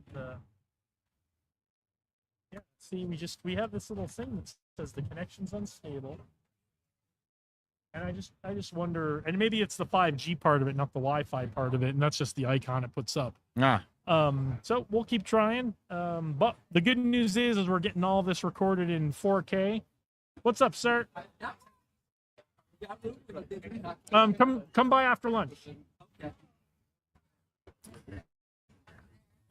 So yeah, it's yeah, so yeah, I don't know what it is, because I'll go home and I'll test this again tomorrow, and it'll work fine. Yeah. So I'm wondering if it's just the RF environment around here. So what's going on? What's up with that that thing over that So is that like a mobile bar? Yeah, you've never seen that? No, I mean, well, I have. I just haven't seen it here. Yeah, so we were just talking about that. They haven't. So those are very big in other cities. So like Nashville, Detroit.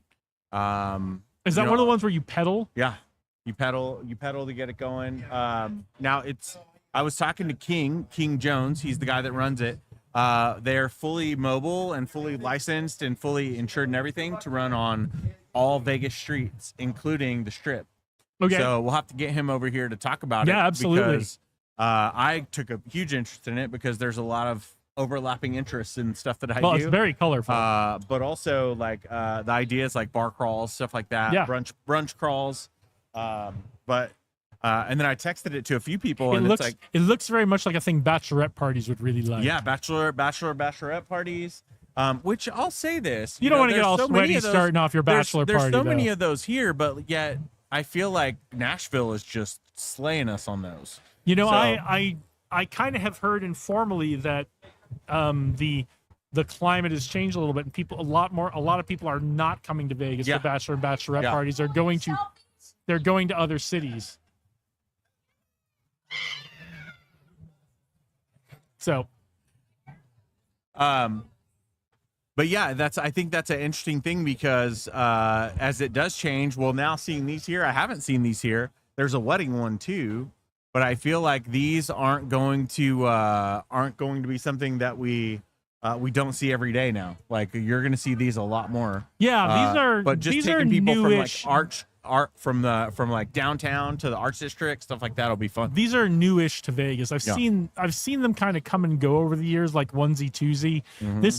This kind of falls in the category of food trucks. Well, they have 7 of them. I think local government doesn't know quite how to deal with this, just like food trucks, and they're it's been slow going trying to get. Oh, now we're getting some Wi-Fi. Well, I was talking to him, and he said that that was worse. That's one of the big challenges that they've overcome is getting past all the city stuff. Where I think, I mean, he'll probably be a little bit more honest with you how much money and licensing and storage and everything they've spent. Yep. But I feel like a lot of people probably saw those and said, "Oh, let's just get them to Vegas." And Vegas, the red tape was very long. So I think it probably cut more people from before they ever even opened. Yeah, it's Vegas is not, and I'm not just talking about city of Las Vegas. I'm talking about like local government in general, state government in general. Here, they're not great when something is not in a building, when it is not a traditional, like it's a casino, because we know what that is. We know how to regulate that. Yeah, it's a restaurant. We know how to. It's in a building. We know how to regulate that. It's a brick and mortar store. We know how to do that. They're very good at doing those things. I shouldn't say quickly, because there's still some red tape with that. If you are in one of those businesses where you have to have what's called a restricted business license. Yeah. And that can take a very, very long time. Yep. But when something like, I remember when Uber came here. Yep. The first time. Yep. And it was very much they tried for years, and they couldn't get any traction. So they just decided, and part of the reason they couldn't get traction was the taxi lobby didn't want Uber here. And that is some of what goes on here in Las Vegas. You say taxi lobby. Oh, no, it was a lobby, bro. It was the taxi mob. Yeah. I'm just kidding. Well, we can't say mob on that online. I get it. You know, we can say that online. I mean, you can say whatever you want online. Yeah. Do you want the taxi mafia to hear you say? Yeah, right. I don't know. That's your call. Yeah. Send your cards and letters to Dave Berlin. Yeah.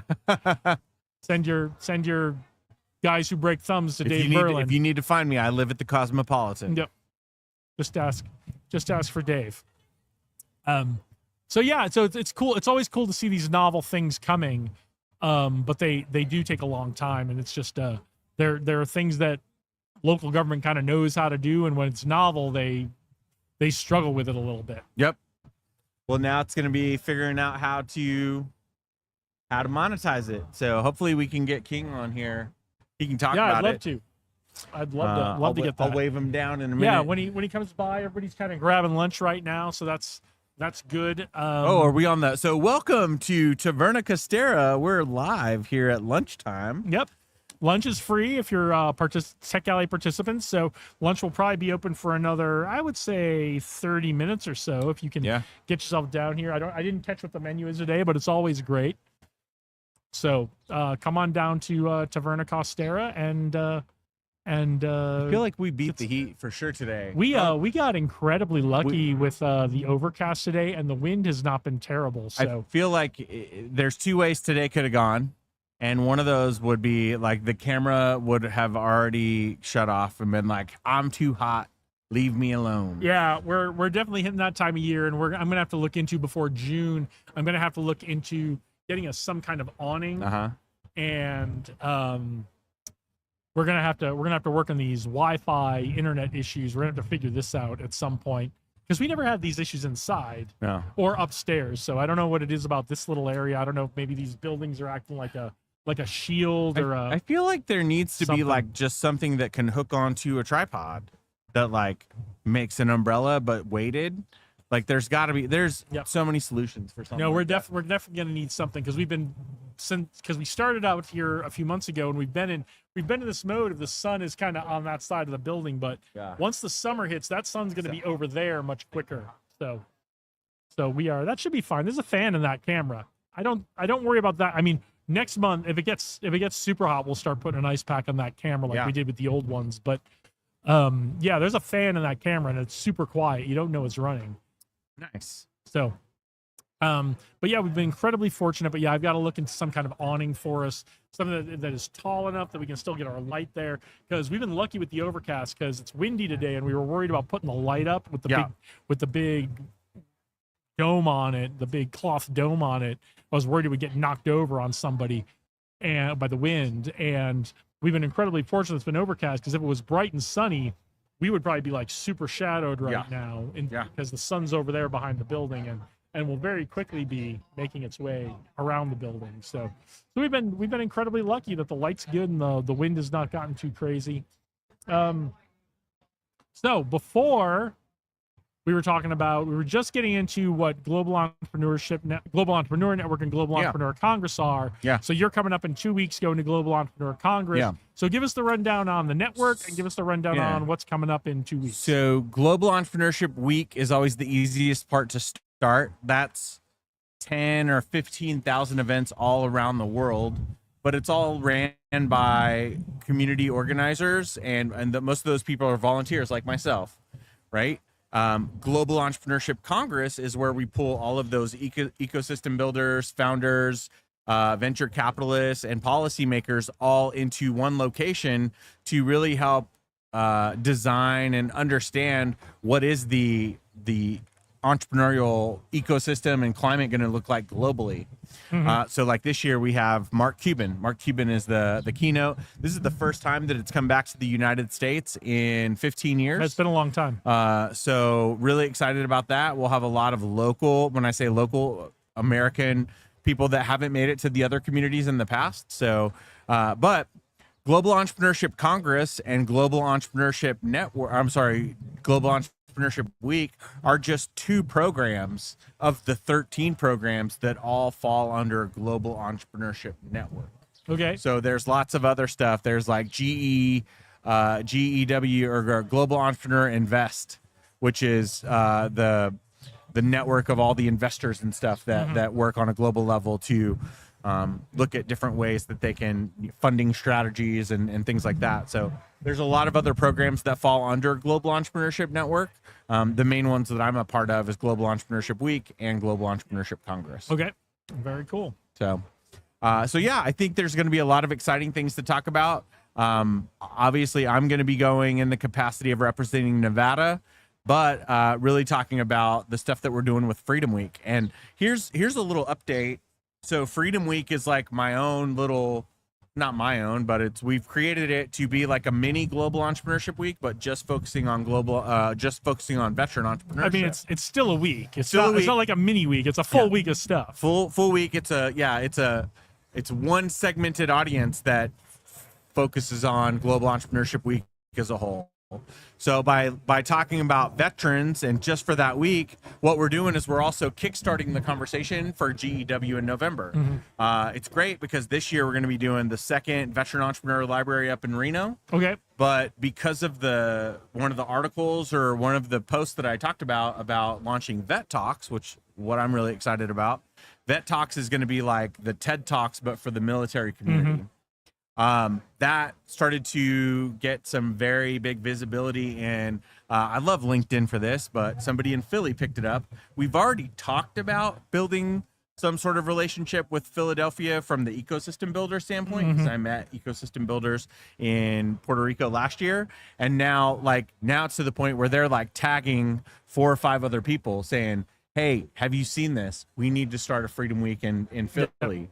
So while it wasn't a big focus for me to go into other cities, I also know that it's built on a framework and pillars that are strong and consistent. It could easily be spun up or started in other communities. So in the next week or two, I should have a little bit more information about what that's going to look like.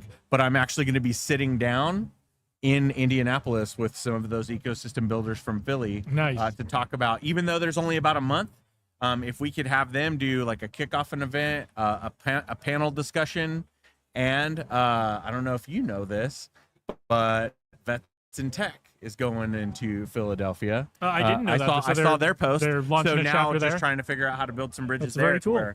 where it all loops Yeah, together. and when was last year the first year we did Freedom Week here? Or was it 2 years Last ago? year. Last year. I mean, we didn't go into it way ahead of time, and we kind of just rallied everybody and said, Pulled hey, it we want to together in do about a we want month, to do yeah. this, and pulled it together and got 4 or 5 events going, and then there were already some other really well-aligned veterans events going on that same week, and it worked out that there was kind of something cool every day that you could go do. And that's really all it took, was asking a couple people, hey, I think you're thinking of doing this thing. Would you consider doing it the week after 4th of July instead of the week before, right? Exactly. And I think, and the week after 4th of July is really just to keep that sort of patriotic momentum going. And I feel like it's good branding. Yeah, I it's think. good branding. Yeah. Right. You get everybody excited about 4th of July, and then let's support some veteran entrepreneurs and very the next similar to Global Entrepreneurship Week, which technically it almost falls the same week every year. It's the week of right before Thanksgiving. What's interesting is I feel like, and that's, by the way, that's Thanksgiving is an American thing. Like, it just happens to fall the week before Thanksgiving because Gen Global is based out of the United States. So they're at least privy to that. So if I were to have Freedom Week in other communities, that would be, I only have like a few criterias. Number one, you have to do it the same week. It has to be the week after 4th of July, because that way it stays consistent across multiple communities. And then it needs to have a kickoff event. Ideally, you would have dignitaries. We're going to get a proclamation signed from the governor's office this year. So we have that. And then in the cities that have Vets in Tech, there would be a vet cap that happens that week. And for the cities that are doing their first one, I want to lean for them to do Veteran Entrepreneur Library. So that way there's more Veteran Entrepreneur Libraries that became kind of that anchor point for veteran entrepreneurship in those communities. And then after this year, we'll see how it goes, but I would love for there also to be a Vet Talks. Right. So tell us what you've given us the one sentence. It's TED Talks about veteran kind of stuff. So tell us what the Vet Talks are. Tell us the format. Tell us what we can expect to see here in July with the very first Vet Talks here. Yeah. So the idea for Vet Talks really came from my experience. I spoke at a TEDx event way back in 2014, And as most people are very familiar with TED Talks, there's actually been over 233,000 TED Talks. You can look up veteran TED Talks and you'll probably find about 15 or 20, but there's no actual way to tell how many of those have actually been done by veterans or if they even have a veteran focus. Focus, right? One of the most notable ones that I love to highlight and I even talk about in my talk is Adam Driver. The Kylo Ren is a Marine, and he did a TED Talk about how being in the Marine Corps actually helped him become a better actor. So I really love that. But then I did another formatted talk years later, and that's called Disrupt HR. The interesting thing about Disrupt HR is it's like TED Talks, but it's for the human resources community. A very interesting format. It's a format called Ignite, but it's 5 minutes. You have to give them 20 slides, and those slides auto-rotate every 15 seconds. For people that have any speaking experience at all, even the most experienced speakers are like, Jesus, that's really hard. That's really hard. You got to cheat. It's got like your talk can't matter on what picture's behind you. Yeah, well, if you do a really good job, like I did, it can, but it really does need to be consistent. But you have people that they're very dependent on slides with a lot of text. And they had to change. So I didn't want that. That's way too format. And honestly, it was just an aha moment that I had with my coach, and I was talking about transitioning from the entertainment industry, from weddings, into more. I said, hey, I'm having a hard time people taking me seriously as I transition from coming from the world of DJing and entertainment into business. And it was Dave Meltzer, and he just goes, "You're not transitioning, you're expanding." And that was a big mindset shift for me. And because there's so many things that are around veteran transition, I wanted to change that mindset for people. Now, could I go change that mindset and do a bunch of talks? Sure, but by creating a platform and creating a clear community around that, I really feel like it's going to give a lot of people the permission to tackle the challenges that they see in the veteran community, be it post-traumatic stress and support or post-traumatic growth. So the format that I came up with is a hybrid. Right? 18 minutes for a TED Talk is a little bit too long and people might miss the point. 5 minutes is way too complicated. So what we came up with was a hybrid in the middle, 8 minutes, 8 slides. There's a few criteria that I'm requiring people to meet. One, there needs to be a story. There needs to be a defined problem. There needs to be a data point. There needs to be a vision for change, and there needs to be a clear solution that anyone can take to lead towards that change. So as you notice, that's 5 things that it must include. You could make each slide one of those things, but you still have room for some creative flexibility to really hit home of something that's going to make a difference. So we're doing our first talk for that. It's called Vet Talks. That's going to be at the historic Leatherneck Club on July 7th. The call for speakers is open now. And I think, I don't even know. I have to look at my phone, but I think we've got over 12 people that have applied. We're doing 6 talks for this first one. So we hope to have a nice little balance there, but it'll be a great night at the Leatherneck Club. It'll be food. Food is included. People can purchase drinks, but then we're going to record them just like TED Talks. And we're going to post them, up to a place where people can go and find more. And then if I could wave a magic wand 5 years from now, there's 200 of these talks that are out there.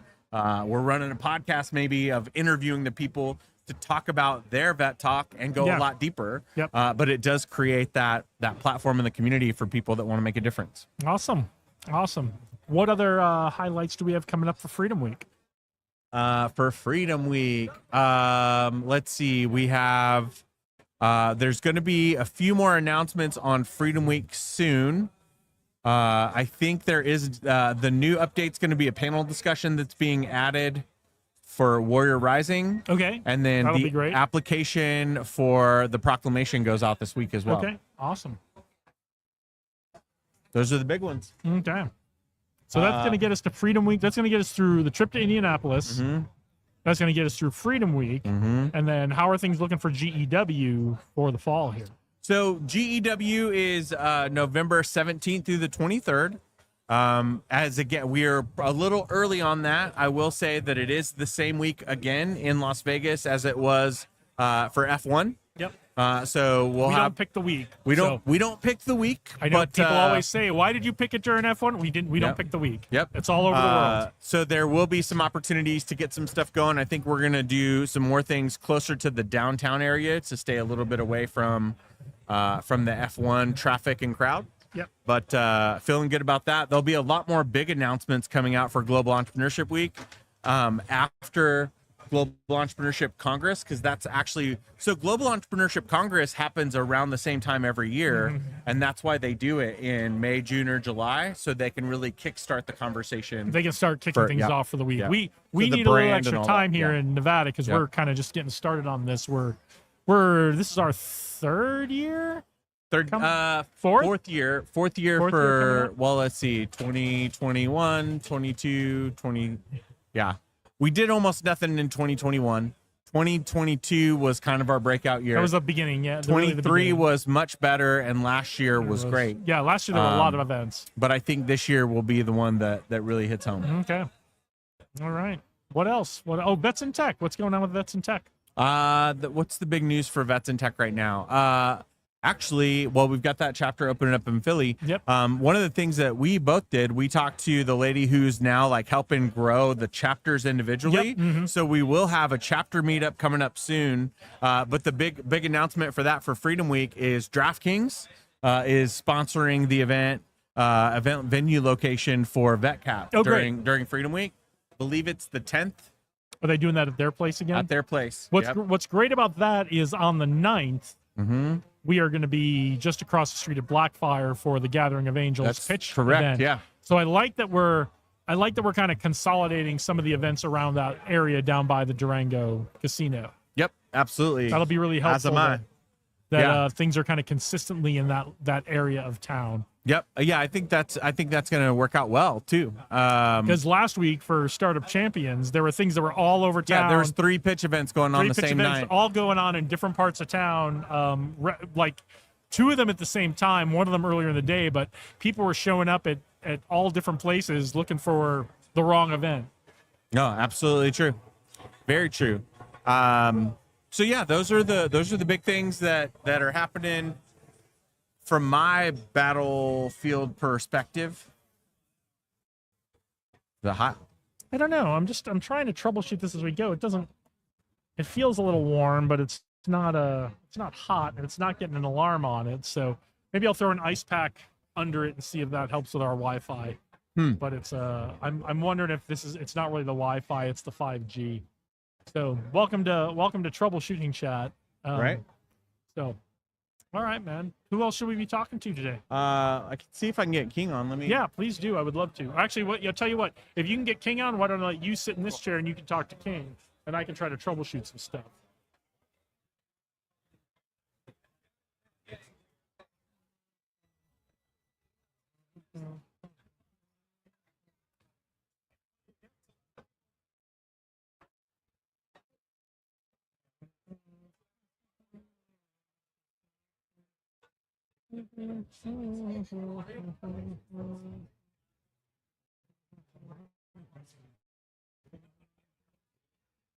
It's not terrible. They announced they're gonna go take it for a spin. I think. Okay.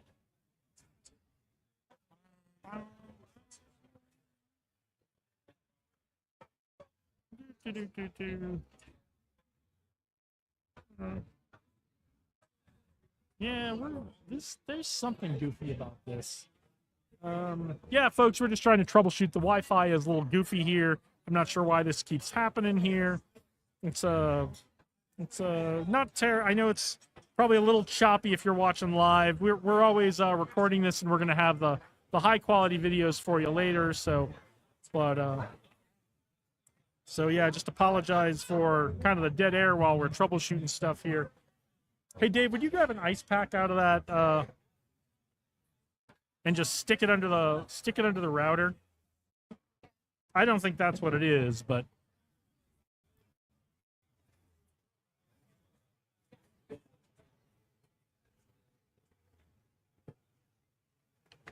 yeah, just stick it under here.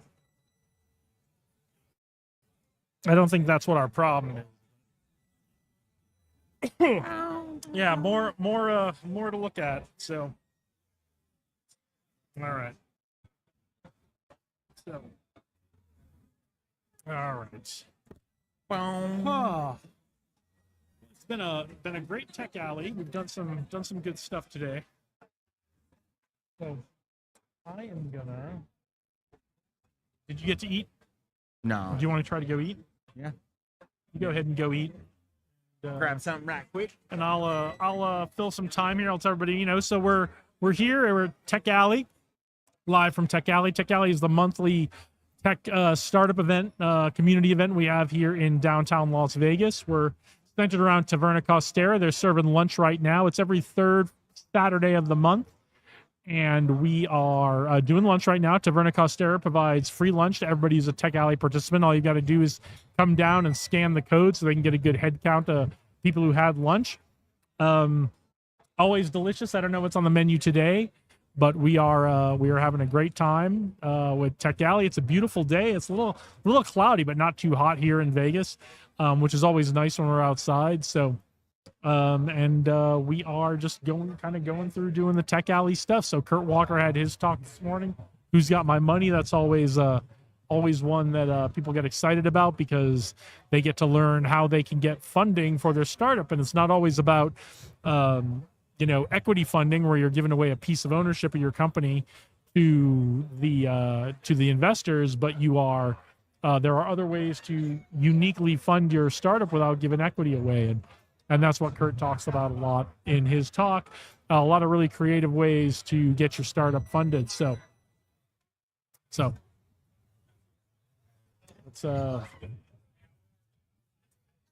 sorry, they were just grabbing my attention for something. Third Saturday of the month. If you are interested in tech, if you're interested in AI, if you're interested in crypto, if you're interested in drones, if you're interested in startups in general, we're going to have some marketing stuff today. We have stuff about the business aspects of tech and startups as well. So if you are interested in those things, come on down to downtown Las Vegas, corner of Charleston and Main, right here at Taverna Costera. Taverna Costera is the center of everything we do here. And all the talks are in the different buildings around Taverna Costera. So come on by and take a look. If you're not in Las Vegas, we try to bring you as much as we can from the folks who are giving talks and attending today and learn more about startups. We had Raphael on talking about his book earlier. Dave is always telling us about what's going on with the Global Entrepreneurship Network and Global Entrepreneur Week and Global Entrepreneur Congress and Vets in Tech. We're trying to bring it all to you so you don't have to be here in person. But if you're not from Las Vegas and you're watching this, come on down. If you're ever going to be in Las Vegas, on a third Saturday of the month, come on down and check out what's going on in Tech Alley. We have some really, really incredible folks who are doing their thing, and we just want to share all that with you. So give me a second here. I'm going to try to do a little more troubleshooting.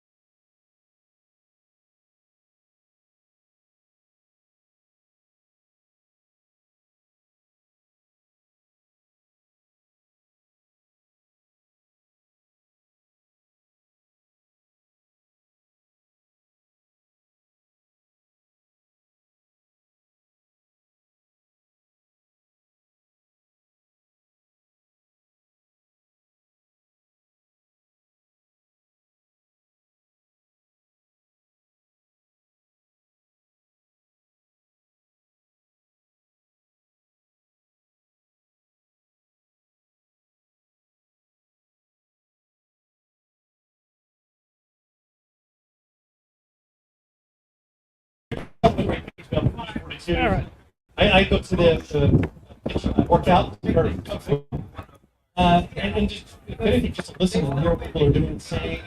Grab it now, it's free. I love what Kurt's doing.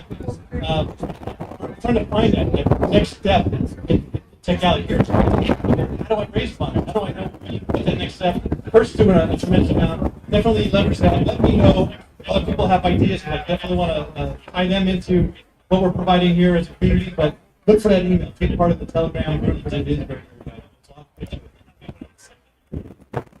Who wants to come ride this sucker around the block? Okay, we're rolling. We're back up and running now. I was trying to troubleshoot the Wi-Fi and it dumped on me, so I gotta figure out what's up. I don't know if it's just there's a lot of signal in here in this little area with other Wi-Fis and 5G and that kind of stuff. So I'm gonna, because last month I troubleshot it when I got home, or the next day, and it was working fine. So I thought I had figured it out. So I might have to hardline it in from now on. So, all right, so they're gonna go run the cart right now, and we'll try to catch King when he comes back. So you want to sit down? Or are you gonna go up for the ride? Yeah, jump in. Try to catch King. Jump in. So welcome back, Josh, founder of Tech Alley, founder of many things, but today we're talking about Tech Alley. Yes, sir. 4 years. 4 years. Yeah. Did you ever think it would become this when you started it? But today we're talking about Tech Alley. I don't know. 4 years was like yeah. But, I knew that the idea of bringing everybody together was a winner, and I hoped that it would be community run. But to see that it's its own running machine, you see how I run it. I barely do anything. I just talk. No, I mean you did the hard part, which was we found a place. We found someone who is going to make a commitment to provide coffee and water, and right. You have created the infrastructure for all the people who come and do the talks and do the great things here, and made it easy for them, right? And that's always the hard thing about bringing events to bring people together is when everybody's off doing them on their own, they got to find a place. They got to get the catering. They got to figure all that stuff out. You've built the infrastructure for every third Saturday of the month to make it easy for the 12 or 15 people who come and give talks every month to do that. And that was, again, one of the big purposes, because I used to do that. I know we said it on the show. I used to host meetings. Yeah. So when I did the coding school. And so I'd see that.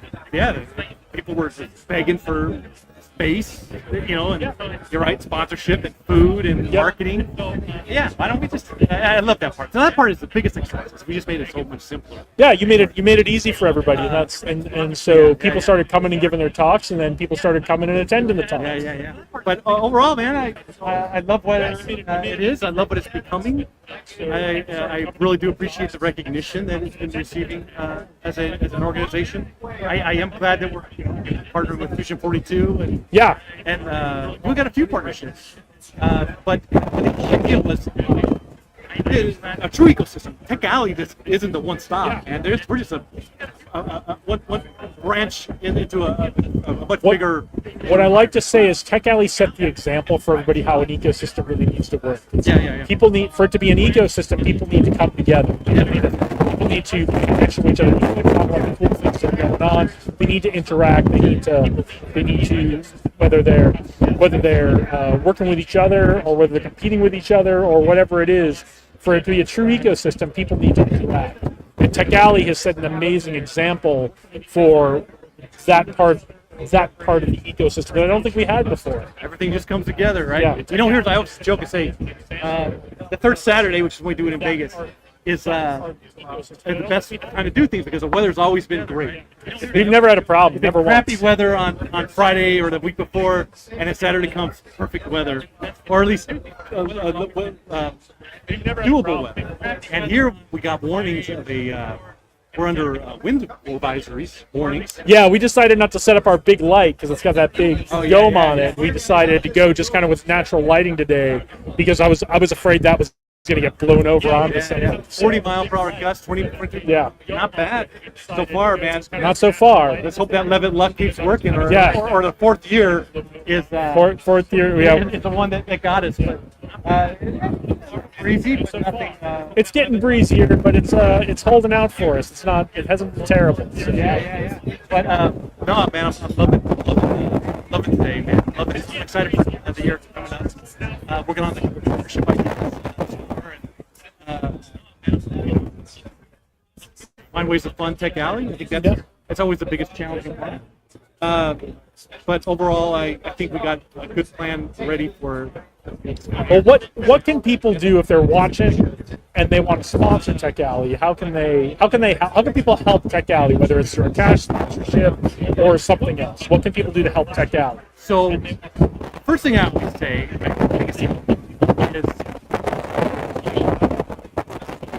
silos of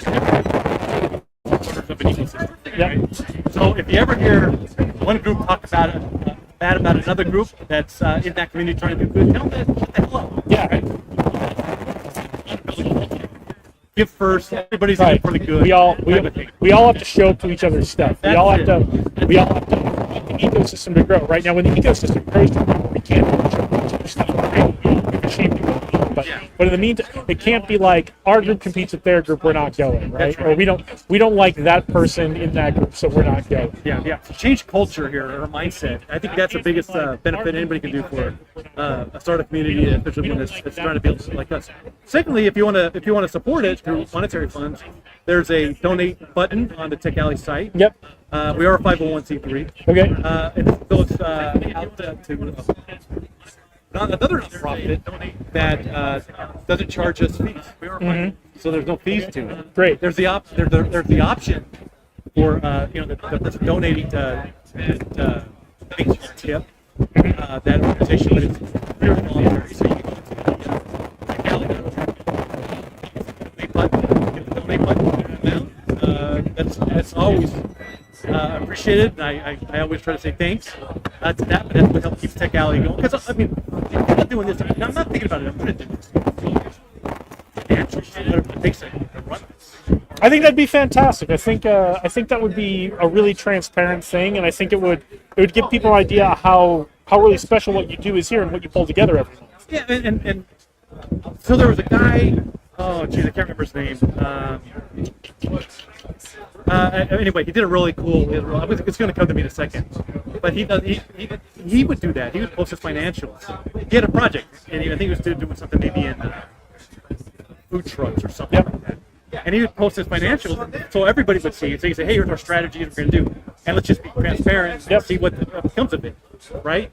Let's post that. I mean, not so much to say, I'm covering this or this or that, but to say, yeah, here's what it talks to be.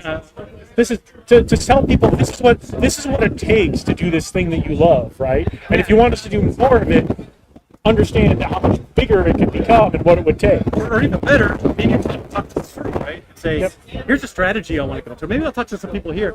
We implement it and let's put something like any other budget or so on. This might take 4 months to see fruition. All right. Well, and someone could say, "Well, I see you're paying for this. You don't have to pay for that. I'll provide that." Or they might know somebody, because I do love the donations. I mean, that helps tremendously. I do like to see partnerships. That where there's a mutual benefit. For example, I'm talking to a company now, and the whole idea is their products help bring people to market. I would love to work with you on that, right? How can we form some sort of partnership? Yeah, I love that type of stuff. So, I don't know, man. I mean, like I said, the beauty of being a nonprofit 501c3 is I go to my board and I get to say, here's a cool impact we made. Yeah. I don't have to go to shareholders and say, here much money I right. Made. Like, it gives us the freedom to be creative on things. And I think, how we raise funds for the organization is something that we should look at. Asking for sponsorships is a full-time gig. It's raising money whether you're raising money as a startup founder for investment, or you're raising money for a nonprofit or an event like an event like Tech Alley. It's a full-time job. It's not you just can't be like, okay, for the next hour I'm going to work on fundraising. And then you never know. It's not dependable. Yeah. But you got, for this year, whatever that time period, I mean, come on, in a split second. Yeah. So it's a constant fundraising, and I don't know if I want to do that. I think that I'd rather find a revenue strategy mixed in with a donation strategy, mixed in with a partnership strategy. Yeah. And make it work for the good of the community that's long-lasting and scalable. And, it's something we can actually focus on. What can Tech Alley become instead of okay, I just need to raise money.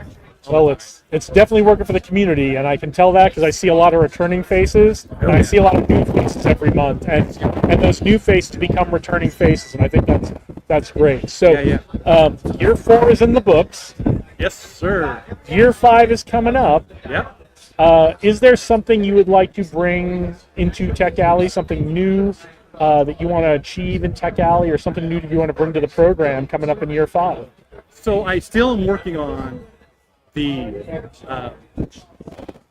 sort of that structural parts of Tech Alley, like a business association component. Mm-hmm. I want to be able to be that space where you use the events themselves to socialize, meet people, and then you use the site and the platform to actually get from that point A to point B that you really want. Okay. To do. So if it's partnering with Fusion 42 with their fundraising and go-to-market programs, if it's partnering with some of the other organizations that help get from point A to point B, if it's working with banks and attorneys and life insurance and providing those types of resources, let's do that. So it's that one-stop shop. You came to Tech Alley, you made a couple of amazing connections. You want to reconnect with them on some things you talk about. You can go to the Tech Alley website to re-energize those connections. And I always think of this. It was Jean-Claude from Be Right Back, the app, BRBCK. Mm-hmm. When he said when he was talking about the ecosystem early on when we were putting this all together. I mean, it really is a guiding light for me, because he said when he came to Vegas, he goes, it was like this. I wanted to play soccer, and I felt like I had to build a stadium, and all I wanted to do was bring my ball. Right. So I'm thinking, all right, well, really, how can we make it so that people just have to bring their ball? I don't have to go, okay, well, I got to find manufacturing, or what does this mean? Right. And here's a catered script and all the resources you need to know to get from point A to point B, because running a business is hard. I mean, people run a businesses. It's work. That's tens of, forever, ever since mankind, right? I don't think a lot of people understand that it really is work. This American mythology of entrepreneurship and being on your own schedule and not working for everybody, it's a myth. Oh, it is, and you know what? People thought of the idea, you thought it, right? It's a thing. So you still have to come up with an innovative way to bring something new to the market, and then have people want to buy that product. Yeah. God, it's not easy. It takes a long time. There's an art and a science to it. It takes time and effort and energy. Yeah. That book. You've had like 3 or 4 businesses. So yeah, and I have the one that's high scale potential, and it's we talk about this. It's national, and looking international, and we're doing international work. But you can make a mistake tomorrow, and it's gone, right? Or are we really making the right money, or is this sustainable? Or, there's so many things that can go wrong. But we're finally, we've had that company for 3 years, and we were making progress in one part, but now we're exploding in the parts of another part. Yeah. And we're going, finally, right? Yeah. I think we got our message, we got our product, we got our connections. And 3 years is quick for that. And it's all coming together. But anyway, hey, I want to talk about something you do. Okay, let's talk about something I do. Actually, before you jump into that, I'm interviewing next month someone who is a high-scale growth expert from Australia. So I will make sure I ask her some questions for you guys, and maybe get you guys connected. So anyway, go ahead. So you're telling me that you do like here's what's going on in Las Vegas every week. Just started. I did a sample on Monday just to show some people, and it came out well enough that I said I'm just going to put it up and make it out to the public there. So yeah, we're just calling it Vegas Startup Scene. Yeah. And it is a quick 5 to 10 minutes tops rundown of what is going on in the Las Vegas startup scene. So it's big milestones, big news about the little tech companies like Last week we talked about TensorWave's tax abatement program that they got from the state, and then this week, a little preview for you. We actually already talked about it in the stream. They just did their, I think it was a seed round or a Series A round of $100 million they raised. So that's the kind of news I want us to celebrate the wins that our Southern Nevada, Vegas startups are having. So I don't think we do that enough, right? Yeah. How often are you out somewhere and you hear about, oh yeah, they raised $100 million, right? And you find out about it way after the fact. You're like, I would have loved to have known that sooner so I could spread that word, Heck right? yeah, man. So- I had no idea, right? There's so much going on, but Yeah. the lights of the strip is what has Right. everybody's attention. And so, I mean, I was thinking about it. I was like, I'd love to jump on a call, or maybe even have a few of us jump on a call every week and just say, Yeah. here's what we've heard. And fill it every, because we need somebody to. I say this, it means one thing when we know what's happening, and I don't even know what's Yep. happening. But what really counts is when people outside our sphere knows what's going on. We could do it. We could do it as a live every week. It doesn't have to be Mondays. That's just the day I picked, but we could do it as a live. Give me 5 minutes to do the news rundown, and then we can have two or three other folks talk about what's going on. Well, if anything, I said I'd love to jump on a call. I was thinking, how can we get the information? What information do we know? What can I commit to? Yep. Right? So, last week, speaking of hosted a Startup Champions Startup Network Champions Summit, Network. Yep. which is fun. Have you talked about that at all? We talked about it a little earlier because Dave was so involved. So we talked a little about what he was involved in and what some of the events were and some of the things that went on. And it was like last minute they needed events, right? And so they reached out to me, Kurt, Dave, and a couple of others. We just put something together. Yep. Kurt did something really cool. Maybe talk about the roast. But he put together a roast. I heard about it. I couldn't go. I was involved in another event that night. Yeah. Which is, again, not a bad thing when we have multiple things going on. Yeah, yeah. You know, now it's good. We've got this critical mass events. We can't all go to everything. But yeah, I heard it was some folks told me who went.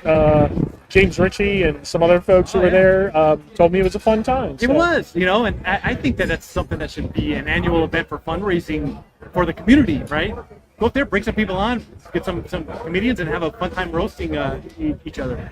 But yeah, Kurt and we threw together it's a last minute event here at Taverna, and it was meant to just bring the tech and startup scene together so we can show people that the tech side of things. Kurt hosted a master class or a session on the ecosystem. We had five organizations in the ecosystem that were here and present. You know, we had me, we had Freedom 42, we had Generator, we had Startup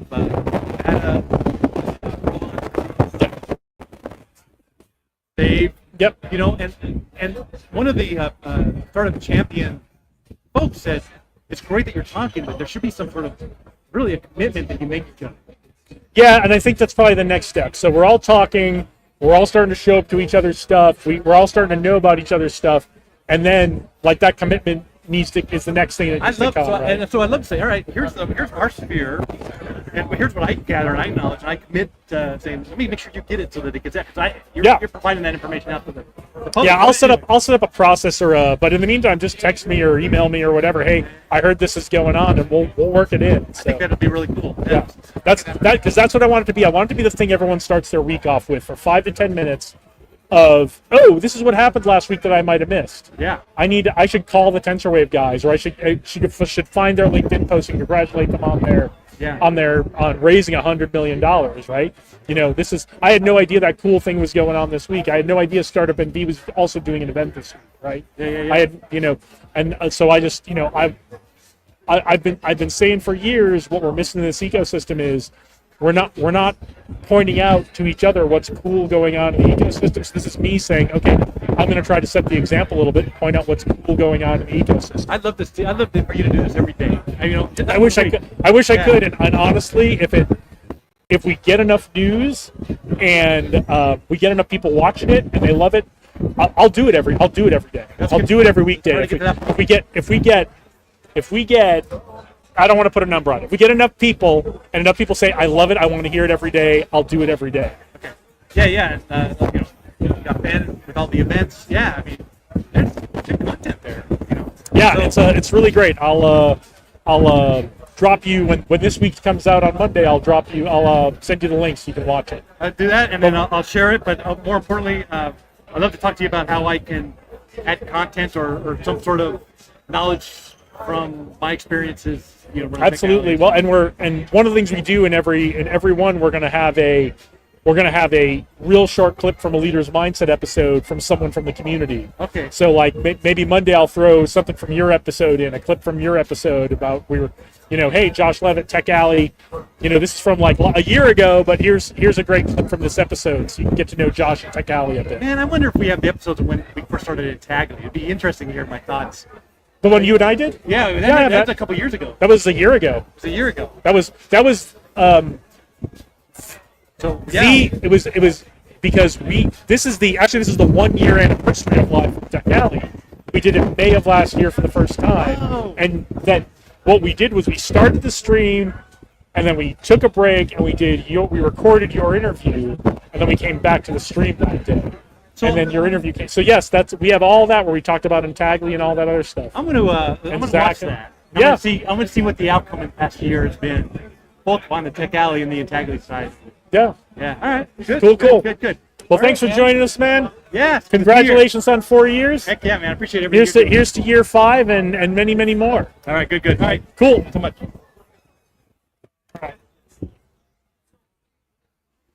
All right, hang in, folks, and do a little troubleshooting, and we're going to get you another guest here. Hey, Dave, do you want to get on here with King?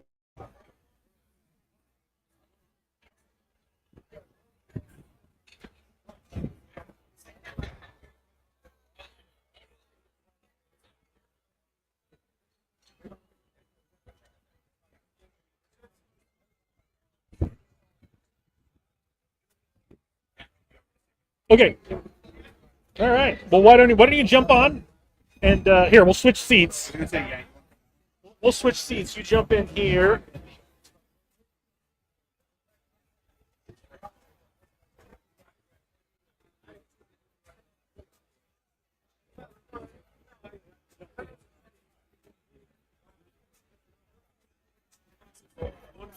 So we'll do this, and we'll see if we got anybody else in the queue, but then we'll start packing it up. So, did you go on the ride with them? I did not. Okay. I did not, only because I can't ride those in the state of Nevada. It's a long story. But you're on my side. Totally kidding. All good. I'm afraid of heights. So yeah, tell us who's gonna be coming on here. So we're gonna have King come over. King Jones is his name. He just took the group out. I don't even know what those are called. But it's the little bicycle things that you see so people on in like Nashville and such. It's like 12 seats. Yeah. And all the seats have pedals. You pedal the pedals to make the. Now the vehicle's actually electric. Yeah. So I don't know. I think you can make it pedal. I have a feeling the pedals are mostly for show. Yeah.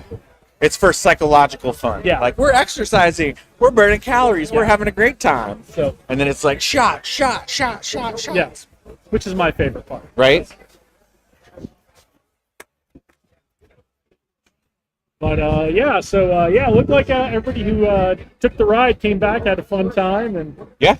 So we had a nice talk with Josh here. We're reminiscing about 4 years of Tech Alley and what's coming up in year 5, and talked a little bit about the Monday startup rundown I'm starting to do, and how we can gather more information for that, so we can have a really good rundown. Yeah, with Tech Alley and Josh. And you ready? All right, I'm gonna get out of the way. Jason.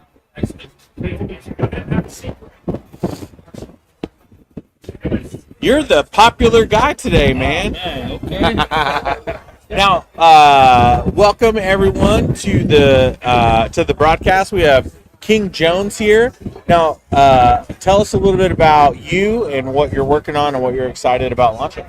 Yeah, okay. A little bit about me. I'm from Detroit, Michigan. I'm born and raised. I come through a lot, from the inner city of Detroit, not the suburbs. So there's a lot of hurdles that you have to come through when you're fighting that battle or getting out of there. But I was blessed to be able to make it out. Foster kids and boys' homes, even being incarcerated, just being in that environment. So learning the trials and tribulations through all of that, I believe it prepares you for the next step. And I'm saying that to say the lessons that I learned in that environment, I believe it prepared me for out here. My biggest company right now is Dr. Fish Spa. So it's where you put your feet in with the fishes and the fish kind of kiss on your feet. Oh, cool. Yeah, Nice. so that's I've been doing that for about 6 years out here in Vegas. Love that. Been blessed to make my first $1 million back in 2021 with that. Nice. And from there, just been doing my best to scale it and grow it. And that brings me to the next company is the pedal bikes. The pedal bikes. Nice. So I invested into pedal cruisers. It's really big on the East Coast. Yeah. Yeah, Nashville. I've seen him in Nashville. Yes. Where else? What? Atlanta? Atlanta. Detroit. I've seen them in Ohio. I've seen them in Chicago. I've seen them in. I'm sure they got them in New York, Minnesota, Nashville. There's some everywhere. Yeah. It's really expanding really fast. Now, can you tell me why there hasn't been that push for them here? I think it has been push the reception of it. Yeah. And being willing to allow it to come in. Yeah. Sometimes people fight against innovation. It's a lot of hurdles that you have to cross with innovations. Well, and for this one, it sounded like from the conversation we had earlier, there's a lot of red tape. Yes. In getting your vehicles licensed and insured and probably put. So does it feel like there's been people that may have tried to do this, Yes. but weren't successful because they didn't have the staying power And that's the thing. or staying capital, I guess? I've heard people say that it is impossible. Literally. Yeah. It's not happening Yeah. at all. They say it took me almost 2 years. Since I had them and in my warehouse. So when you say protect, it's crazy, especially being on the strip. Yeah. Being an international market, they really want to protect it. They want to make sure that everything is, all of the T's is crossed and all the I's is dotted, even the ones that they don't know need to be crossed. Or they don't know because they had me, they would give me a task. Once I complete the task or accomplish what they required me to accomplish, then they come back with the next thing. Yeah. And then I go back with that, and then they come back with something else. And that took almost, like I said, over 2 years. Wow. So you're ready to go now, and you took everybody out for a spin earlier. Yes. I'm ready to the full launch. We'll be doing a full launch probably the end of this month, the top of next month. Right now, we're still doing beta testing on the products and just getting all the good feedback. Nice. All the customers. So always looking for the positive reinforcement. I definitely, you said something earlier about having the finances to sustain, and I feel like a lot of people haven't been able to sustain. That's probably why it hasn't been launched. It's very expensive. Just housing alone is over $200. So Wow. and we're talking over 2 years. And for those 2 years, you haven't been able to monetize these. Make no money. Okay. No money. I haven't made no dollars off of it Okay. yet. I just took a trip out last weekend. I think I made $1,000. So out of 200,000, I made $1,000. So the question would be: is this a franchise?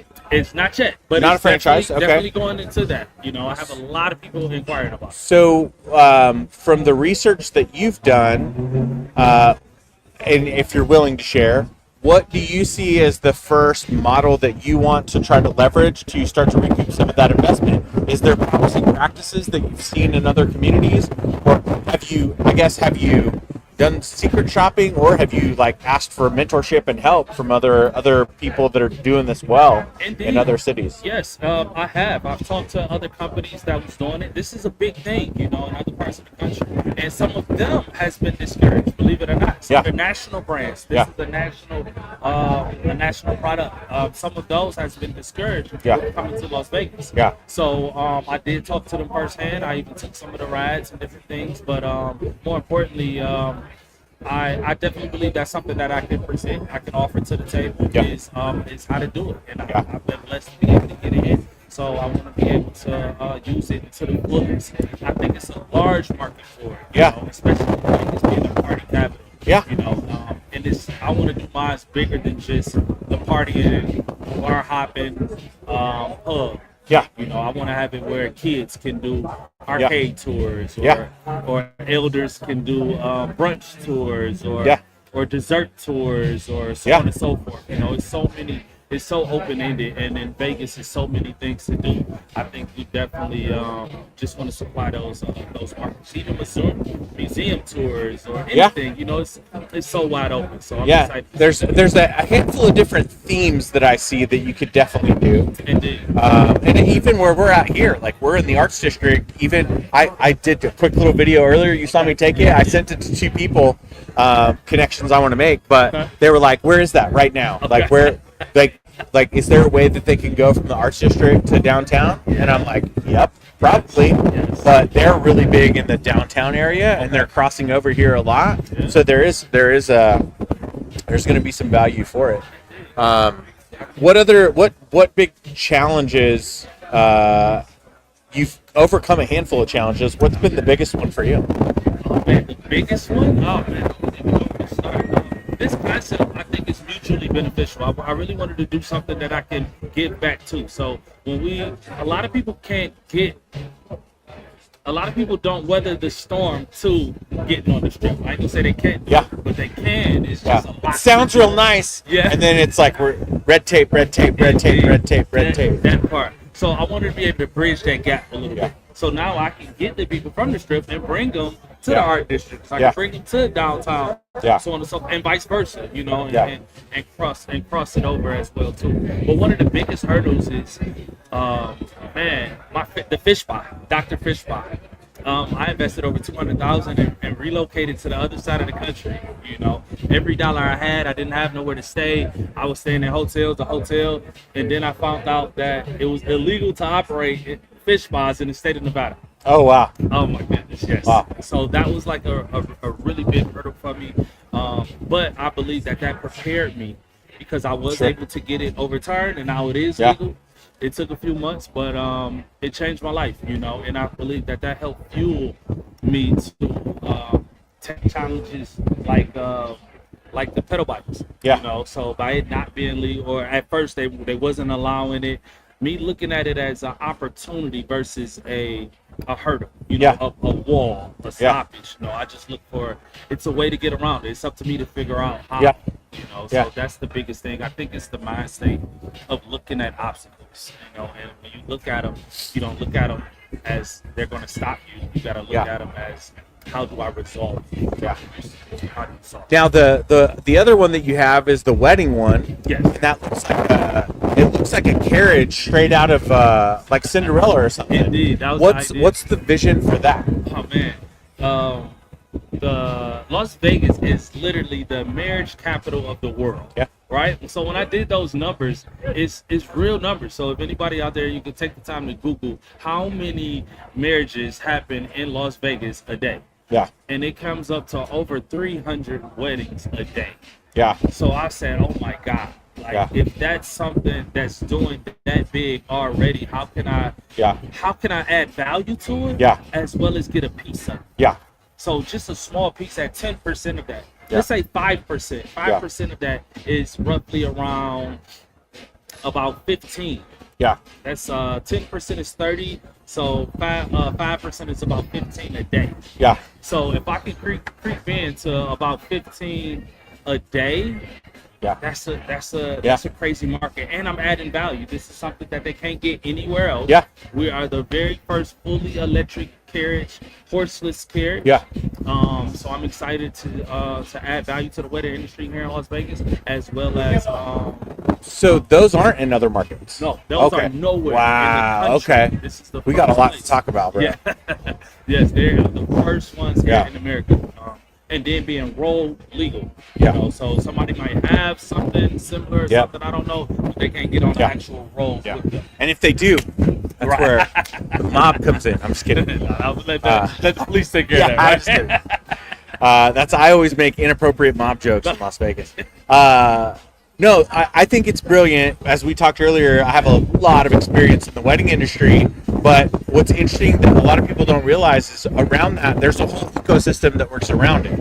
And that's going to be your photographers, your florists. Like there's a whole entity that comes with that. And then now it looks like you could take somebody through a drive-through, Oh yeah. get married, and then go do their photos somewhere, and then take them to dinner and take them back. Like that's a whole like yeah, you could do one where it's like you burn out a bunch of those, but it could be like one whole night where that's like your buyout for the evening, but that's a decent paycheck there. Yes, I'm excited about it, man.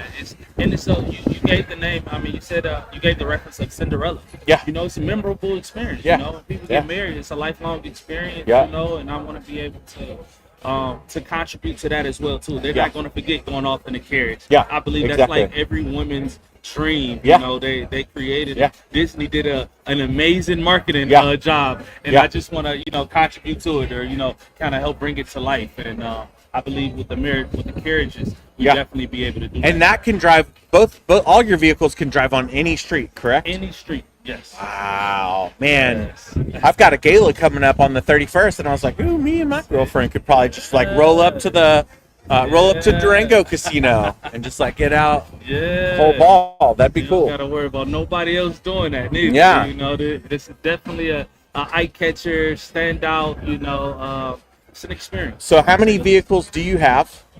Right now, I have about 7. These Okay. still the prototypes. We're expanding, we're growing.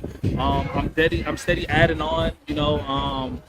I'm learning from it. And it's how many of the pedal bikes and how many of the wedding ones? carriages. I have 3 electric carriages, Okay. the wedding carriages, and then 4 other pedal bikes. Cool. Pedal pros. Love that. Nice. And then for what do you see? Obviously, we have some challenges here in Las Vegas with the weather. What do you see that looking like? Have you kind of thought through that with your model of Yes. through the summer, through the winter, Of course, and things like of that? course. So, like I said earlier, this is really big on the East Coast. Yeah. And I've seen them with my own eyes and experience where they be on them and it be 10 degrees outside. Yeah. With their coats on, just Yeah. and they're Yeah. having fun though. Yeah. They're still Yeah. moving it and having a ball. Thankfully, winter here is like 30. Nowhere near. Yeah, Right. 35. So The worst I've ever seen it. And I'm like, this is not. So bad. I think that we're doing pretty good in the winter seasons. But I also put additions on there to where I can have a heater. Yeah. And then Vegas is big for the summers. Yeah. The heat. So I'm gonna have air conditioners on there as well. Cool. I already have misters on there and Nice. fans. But then you also just got to set those strategic points where, Oh hey, you want to get in here and get a nice cold drink, and then you tell those people like, hey, we're bringing 20 people. Look, yeah, for sure. How many people fit on the ped bikes? About 15. 15. Okay. 15 people and the driver, so 16 total. Nice. And then when you guys go out, is it just one driver that's kind of operating the whole thing? That's all it takes? Yes. Yep. We have one driver, chauffeur. He's the one that's he's kind of like the pilot or the orchestrator, so to speak. He's the general in charge, so to speak. He just makes sure everybody is doing what they're supposed to do. We do have seatbelts on them and make sure nobody's jumping off and doing nothing crazy and all of that kind of stuff. But it's pretty cool, 16 total with the driver, and it's important that we have the driver on there as well. We also have options for karaoke. Cool. We also have options where DJ, where the DJ comes on and have the setup and have the turntables and have the speakers. It's pretty cool, So it's a lot. I got some cool ideas for that promo video. Yeah. Actually, speaking of the marriages, we was actually thinking about doing an actual marriage on the pedal bike as well too. Love it. Going up the strip, so you can get married. Just have the officiant comes on and do the actual wedding with the on license pedal and all bike. that stuff. Yeah. So I think that's going to be pretty cool as well. We're going to do some new things here. I love it. Do you have contacts in that world for like the officiants and stuff? I have one. Okay. Well, Cool. two officiants that Cool. I personally spoke to that's excited about the concept, but I'm totally open to working with everybody, whoever and however. One thing I learned about Vegas is it is enough for everybody. Oh yeah, 100%. It is and most industries are really good about that. Like especially in the photo video industry, I've only seen people that are very courteous to say, hey, I'm booked that day, but here you want to talk to this person, Yeah. or they'll share resources. Where I'm from in Detroit, we grew up in an environment where it wasn't a lot. Yeah. So if you have it, I gotta take it. Yeah. You know, Oh, yeah. if I have it, somebody gonna take it from Yeah. me. In Yeah. Vegas, oh my God, Yeah. man. $34.8 billion a year. Yep. You know, Yep. like it's $95 million a day. Yeah. Like I wouldn't know what to do with all that if I could. Yeah. You know, that's just a fraction of it. You Yeah. know, with a fraction of percent is life changing. So in this type of environment, man, I definitely think it's more than enough for everybody. So I'm totally open, and however, Yeah. you know, we can work together. You got my mind running, man. My mind is running. I'm like, this would be a cool idea. Yeah. So one of the last things I definitely wanted to ask you is when it comes to what's next, right? So are you already kind of shaping what the next move will be after? I already have blueprints and designs, concepts, getting into other industries. I mean, I'm Spoken like a true entrepreneur, my friends. Yeah, man, it's a battle, you know, because I haven't even launched it yet. Yeah. I'm already thinking about, Yeah. you know, how I could get into the funeral industry, Yeah. how I could get into the into the wedding industry, and Yeah. you know, other cars and other types of vehicles and limos, and Yeah. fully electric. Like it's kind of open ended, you know, and I have some great, got a great team. How big's your team? It's actually, believe it or not, it's fairly small, you know, but I like hard work. You Yeah, know, I it's love that. uncompromisable. So when you sometimes less is more, you know, Oh, kind yeah. of thing, you know. But I'm always willing to expand. And one of the biggest things that I learned is that finding the people that's good at what they do. Yeah. Being an entrepreneur, sometimes like, I can do it myself. And, Yeah. man, even if I could, Yeah. you know, it's so many Not other sustainable. things. Yes, right. You know that Yeah. I'm going to need to do. So I'm doing my best to find people that's solidified and great at what they do, and just keep building and keep building and keep building. But I have a lot of great ideas, man. I'm excited to see what this next year is going to bring. And where can people go to find you? Where's the best place to get started to learn more about what you're doing? Man, so jumping the gun a little bit, but Party Pedal Cruise is the website. Party Pedal Cruise Las Vegas is we got a social media tag, and also Royal Carriages. Royal Carriages. Las Vegas. That's social media as well, and we're almost done with the website. But right now, the Dr. Fishbach is my biggest Cool. baby. So definitely can find me on Dr. Fishbach Las Vegas on all the social media platforms, as well as the website Dr. Fishbach Las Vegas as well. I love that. Now, man, I had one more question Yeah, no on worries. the carriage. Yeah. Does that have music on it too? Yes, it does Okay. has music, but it's not as loud. Okay. So, and that's some of the things that kinks, like I said, that I'm working Yeah. towards or working through. I put bigger speakers on, but Uh-huh. then I had to add bigger amps, Yeah. and then the bigger Yeah. amps take more Because battery. it's a different, it's a little bit different setup. So I was just curious Yeah. about that. But yeah. So, but I'm working on it, man. I'm Cool. solving it. All of those issues right now. Like I said earlier, these still the prototypes, but it's still great concepts that people still enjoying Yeah. along the way. And but by the next generation one, just think. When you see your phone, we got the iPhone Yeah. 16s now, Yeah. whatever it is now. When you think about it, if you think back on the iPhone 1, like it's totally different than what it is now. I had some friends. They were married and they had a text thread that they'd kept going Oh man, forever. all the way. Okay. And one of the messages said, "These new iPhones have video."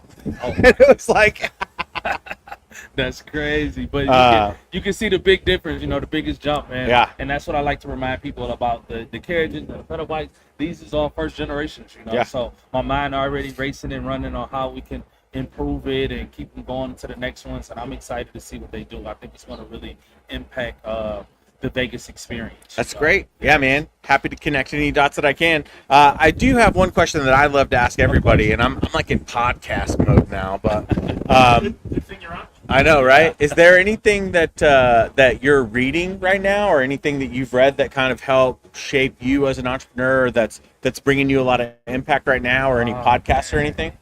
Yeah, man. I'm reading right now The Baron's Son. Okay. The What is it? Baron's Son. It's a great book, man. I'm reading 2 books at the moment. I don't encourage that, but it's 2 different types of book. It's Beats, but gosh, they're gonna kill me. Beats and Rhymes. Beats and Rhymes. It's about DJs here, female DJs. The Few.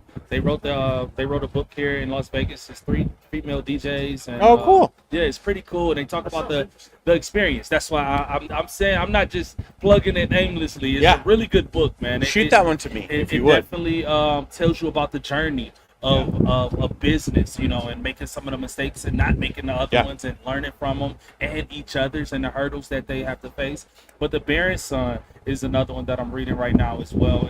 And the biggest thing I get out of the book is where the guidance. When a lot of times when you go through hard experiences, I look to a higher power. And in this book, it talks about how you get guided along the way. So it kind of reminds you that you're still being guided. You're still being helped. It's a higher power there that's still guiding you, connecting you with the right people, and aligning you with telling you, showing you, so on and so forth, man. And sometimes you need that reminder as an entrepreneur, because it can get a little dark sometimes. It can get a little confusing, a little uncertain, you know, all of that, you know, but that's one of the books that I'm reading right now. It's one of my favorite books of all time. That one and The Loss of Success. So I definitely encourage that, by Napoleon Hill. Oh man, we got a lot to talk about there. So my mentor is a guy, Dave Meltzer. He actually just became the chairman of the board for the Napoleon Hill Institute. What? Yeah, so they're going to be doing a whole online driver for that. They're going to be doing one for youth, one for veterans. They're going to be going down very specific tracks. Oh my goodness! I love to be a part of yeah, any kind of way, man. That's my favorite. I read hundreds of books, and Napoleon Hill. This is the first one I ever read. Is definitely the best overall, because it talks about as a person, man. A lot of people think that it's something out there and it's something over there, but you got to develop you first, you know. And as you develop you, then you can learn other things and take other things. But it was life changing. I really enjoyed what he was teaching. I definitely believe he was ahead of his time, and a lot of people don't appreciate working with self, you know, and learning self. And the better you do that, I believe it opens up so many other things. You said something really quick earlier about the podcast. I told you my ideas be running, right? I want to do a podcast on the bike, going up the strip, right? So yes, I'm excited. We're down. To look. I think it'd be dope. We're down. You know, the first of its kind. Nobody's doing a podcast on the strip, you know, or going up and down the strip. So I think it'd be dope. Vegas startup scene. Yeah, we could.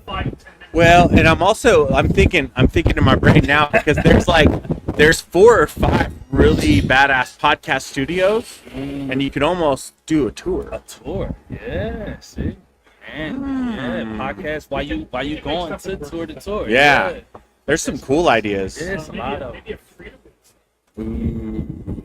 We got to talk, man. There's some cool ideas. There's some cool opportunities for stuff coming up too. Yeah. Now my mind's just right.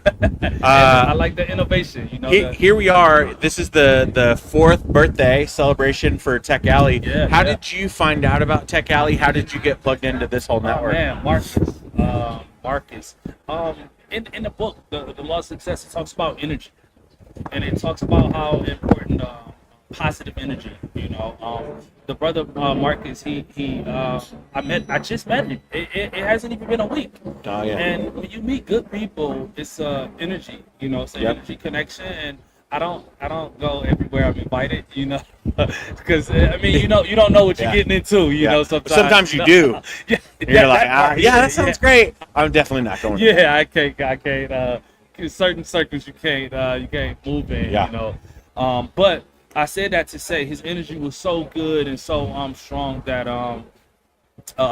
it gravitated me to it. You know, he connected me with Josh, and the same thing with him, man. We talked briefly over the phone, and it was a very high energy conversation. Man, I'm definitely going to take time out. That's great. I also believe we were talking about yourself earlier as well too. I believe when you're going through things individually, I believe it's at a moment where it's a breakthrough. Yeah. Even today was a rough morning for me. I was a little under the weather and, getting out, but I'm glad I overcame that. Yeah, me too. Because I wouldn't be here. Yeah. Right, yeah, you see what I'm saying? Yeah. I wouldn't meet the good people. You wouldn't meet opportunities. You wouldn't be able to take advantage of them. And I believe as entrepreneurs and people striving to do great, you gotta overcome yourself first, and overcome those hurdles within yourself. And I believe when those challenges come, you have to overcome those. And today is a great example, and I'm glad that I was able to overcome it because I met some great people and developed some great relationships. So that's a little bit of advice, for people. When you're going through something, take that as a challenge to keep going. Yeah. Because it would have been easy for me to just lay in the bed Yeah. and just be like, hey, man, today, I couldn't make it and whatever the case may be. Yeah. But you missed the opportunities, I've been talking about building more authentic relationships for about 6 years now. I call it why networking, and I have principles. The first principle: show up, serve, share, synergy, smile, because I have resting Marine face, and shop local. And there's so much alignment in everything that you're already doing and things that you're gonna do.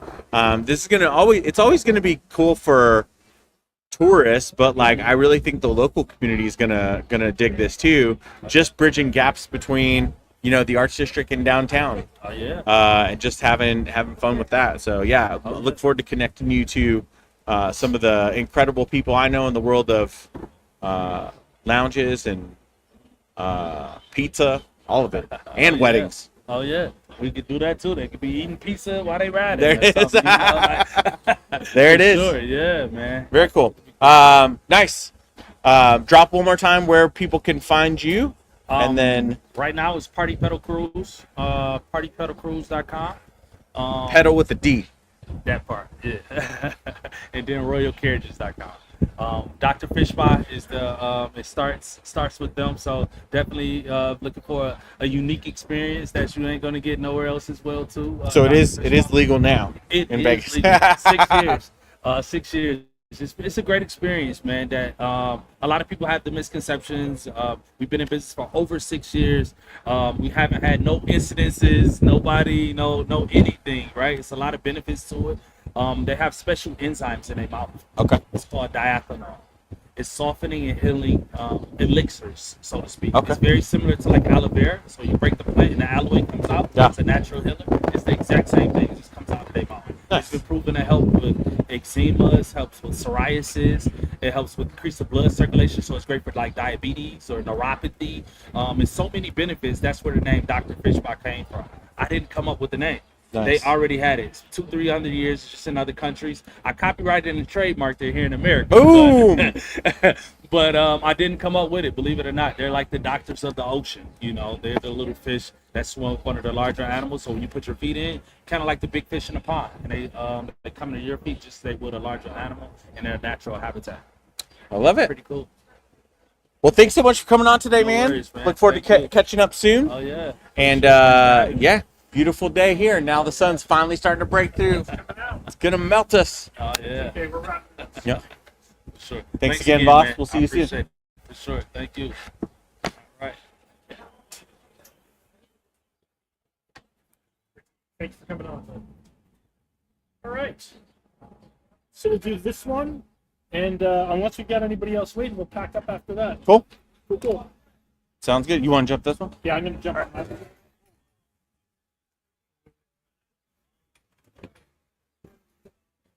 Whew, sun is coming out. boss.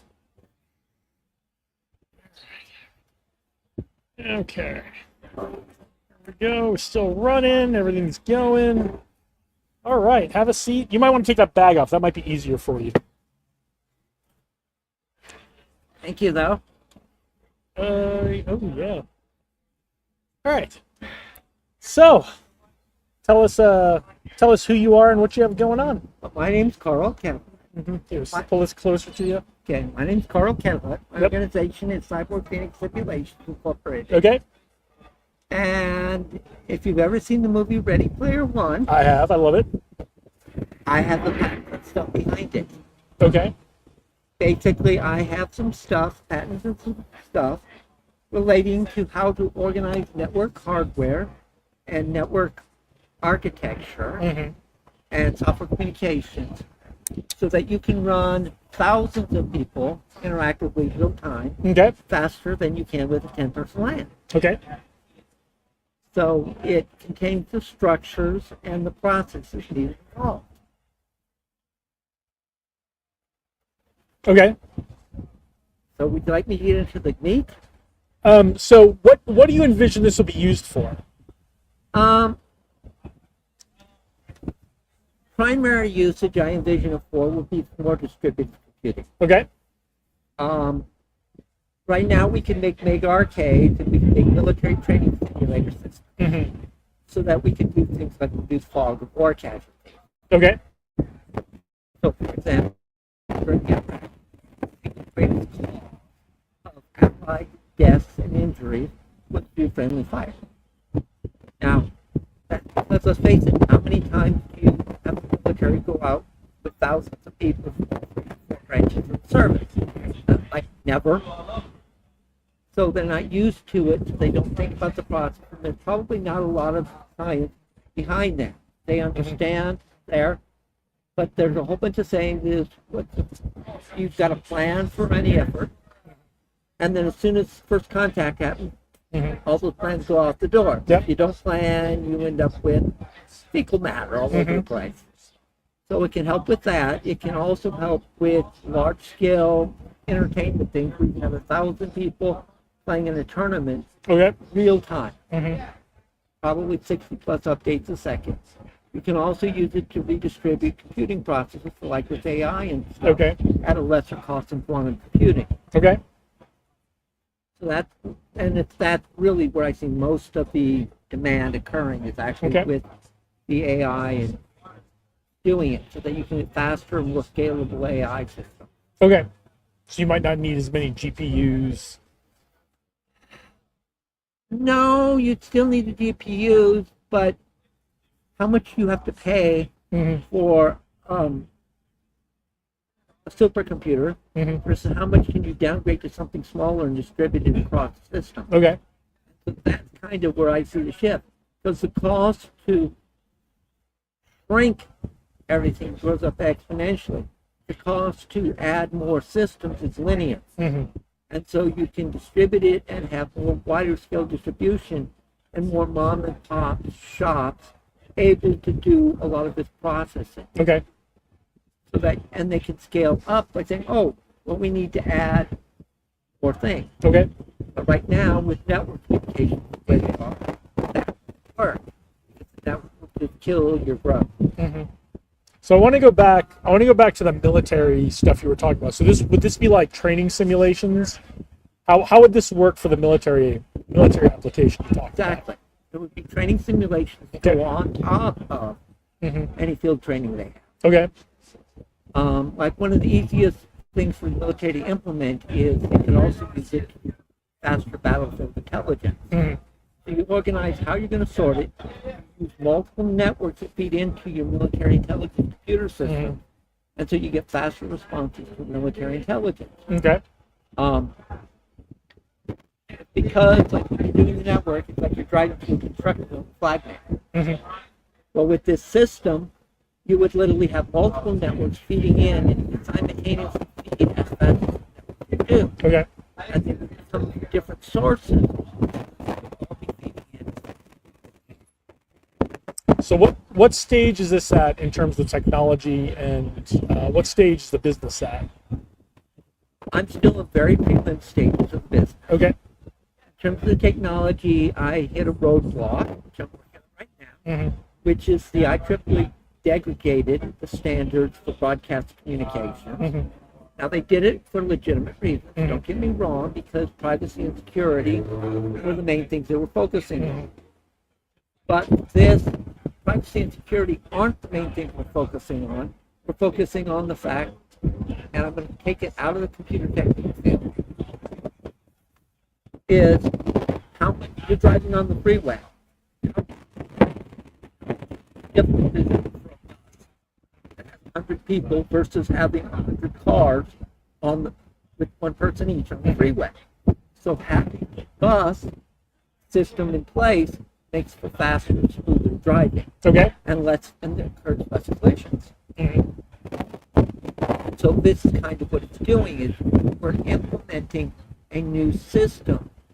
But instead of having one network, one lane of traffic, we have one out and 12 coming in. Okay. And so you have much greater throughput, so you're able to have much faster processing. All right. Well, sounds really great. So, who are you looking to connect with? How can people reach you so that they can help you out with this? They can. I have gaming simulations. Okay. So you can email me at cybersimulations on gmail.com. Okay. Right now, like I said, I'm in the preliminary stages. I'm working on getting an SBIR grant to develop the hardware.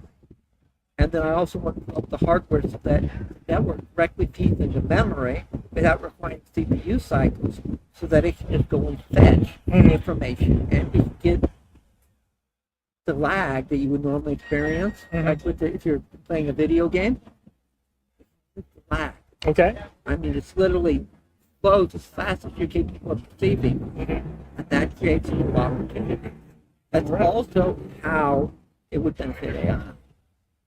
Because if you don't have the lag from the network, somebody pick it up. Yep, absolutely. And so that's what I'm working on with the SBIR grant to work on that.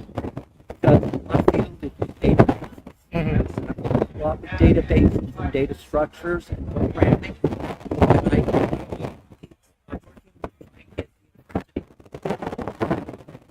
Okay. So you're working at V or?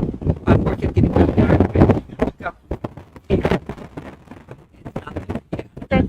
and part of it is I'm doing this for and so I'm taking up it's there and there's a lot of stuff coming. Probably the most important thing I think is I come here all the time. You see me here all the time. Yep. Is this is on networking, it's on voting, building people as a collective. We need new ideas flooding in the system. We need new innovations. We need people who think outside the box. And we can joke about the back of my business card, right?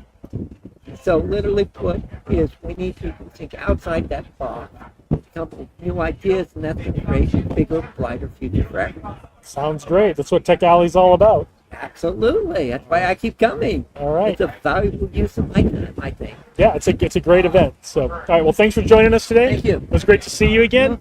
You have a nice one. You too. Bye-bye. All right. Let's see. Do you want to jump on? You're good? All right.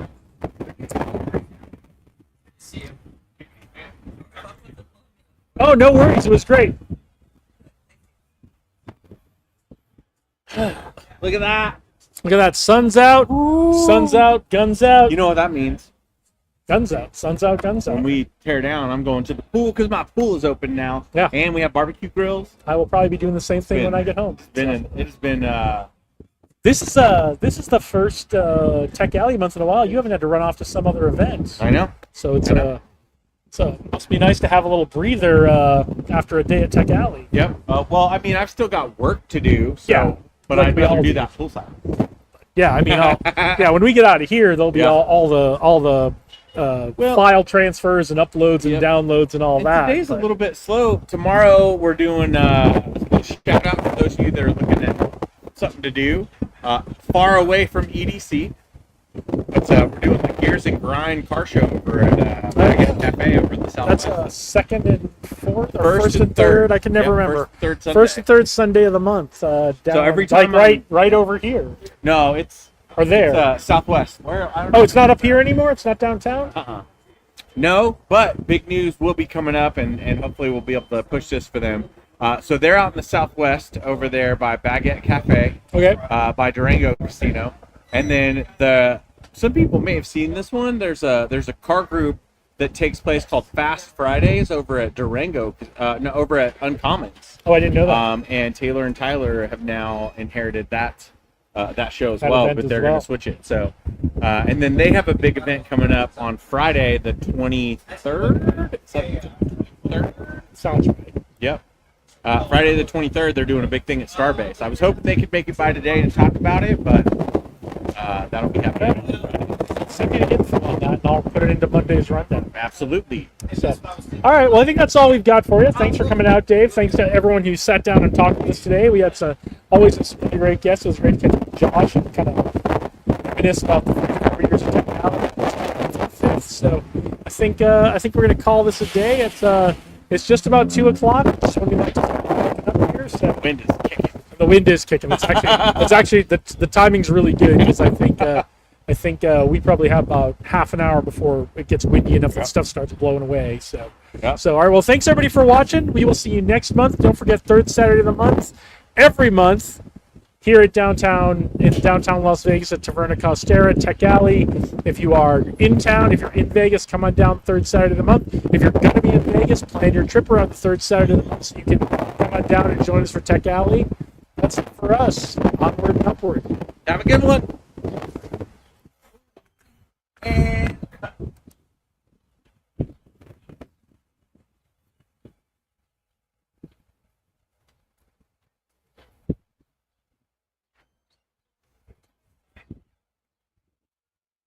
Not yet.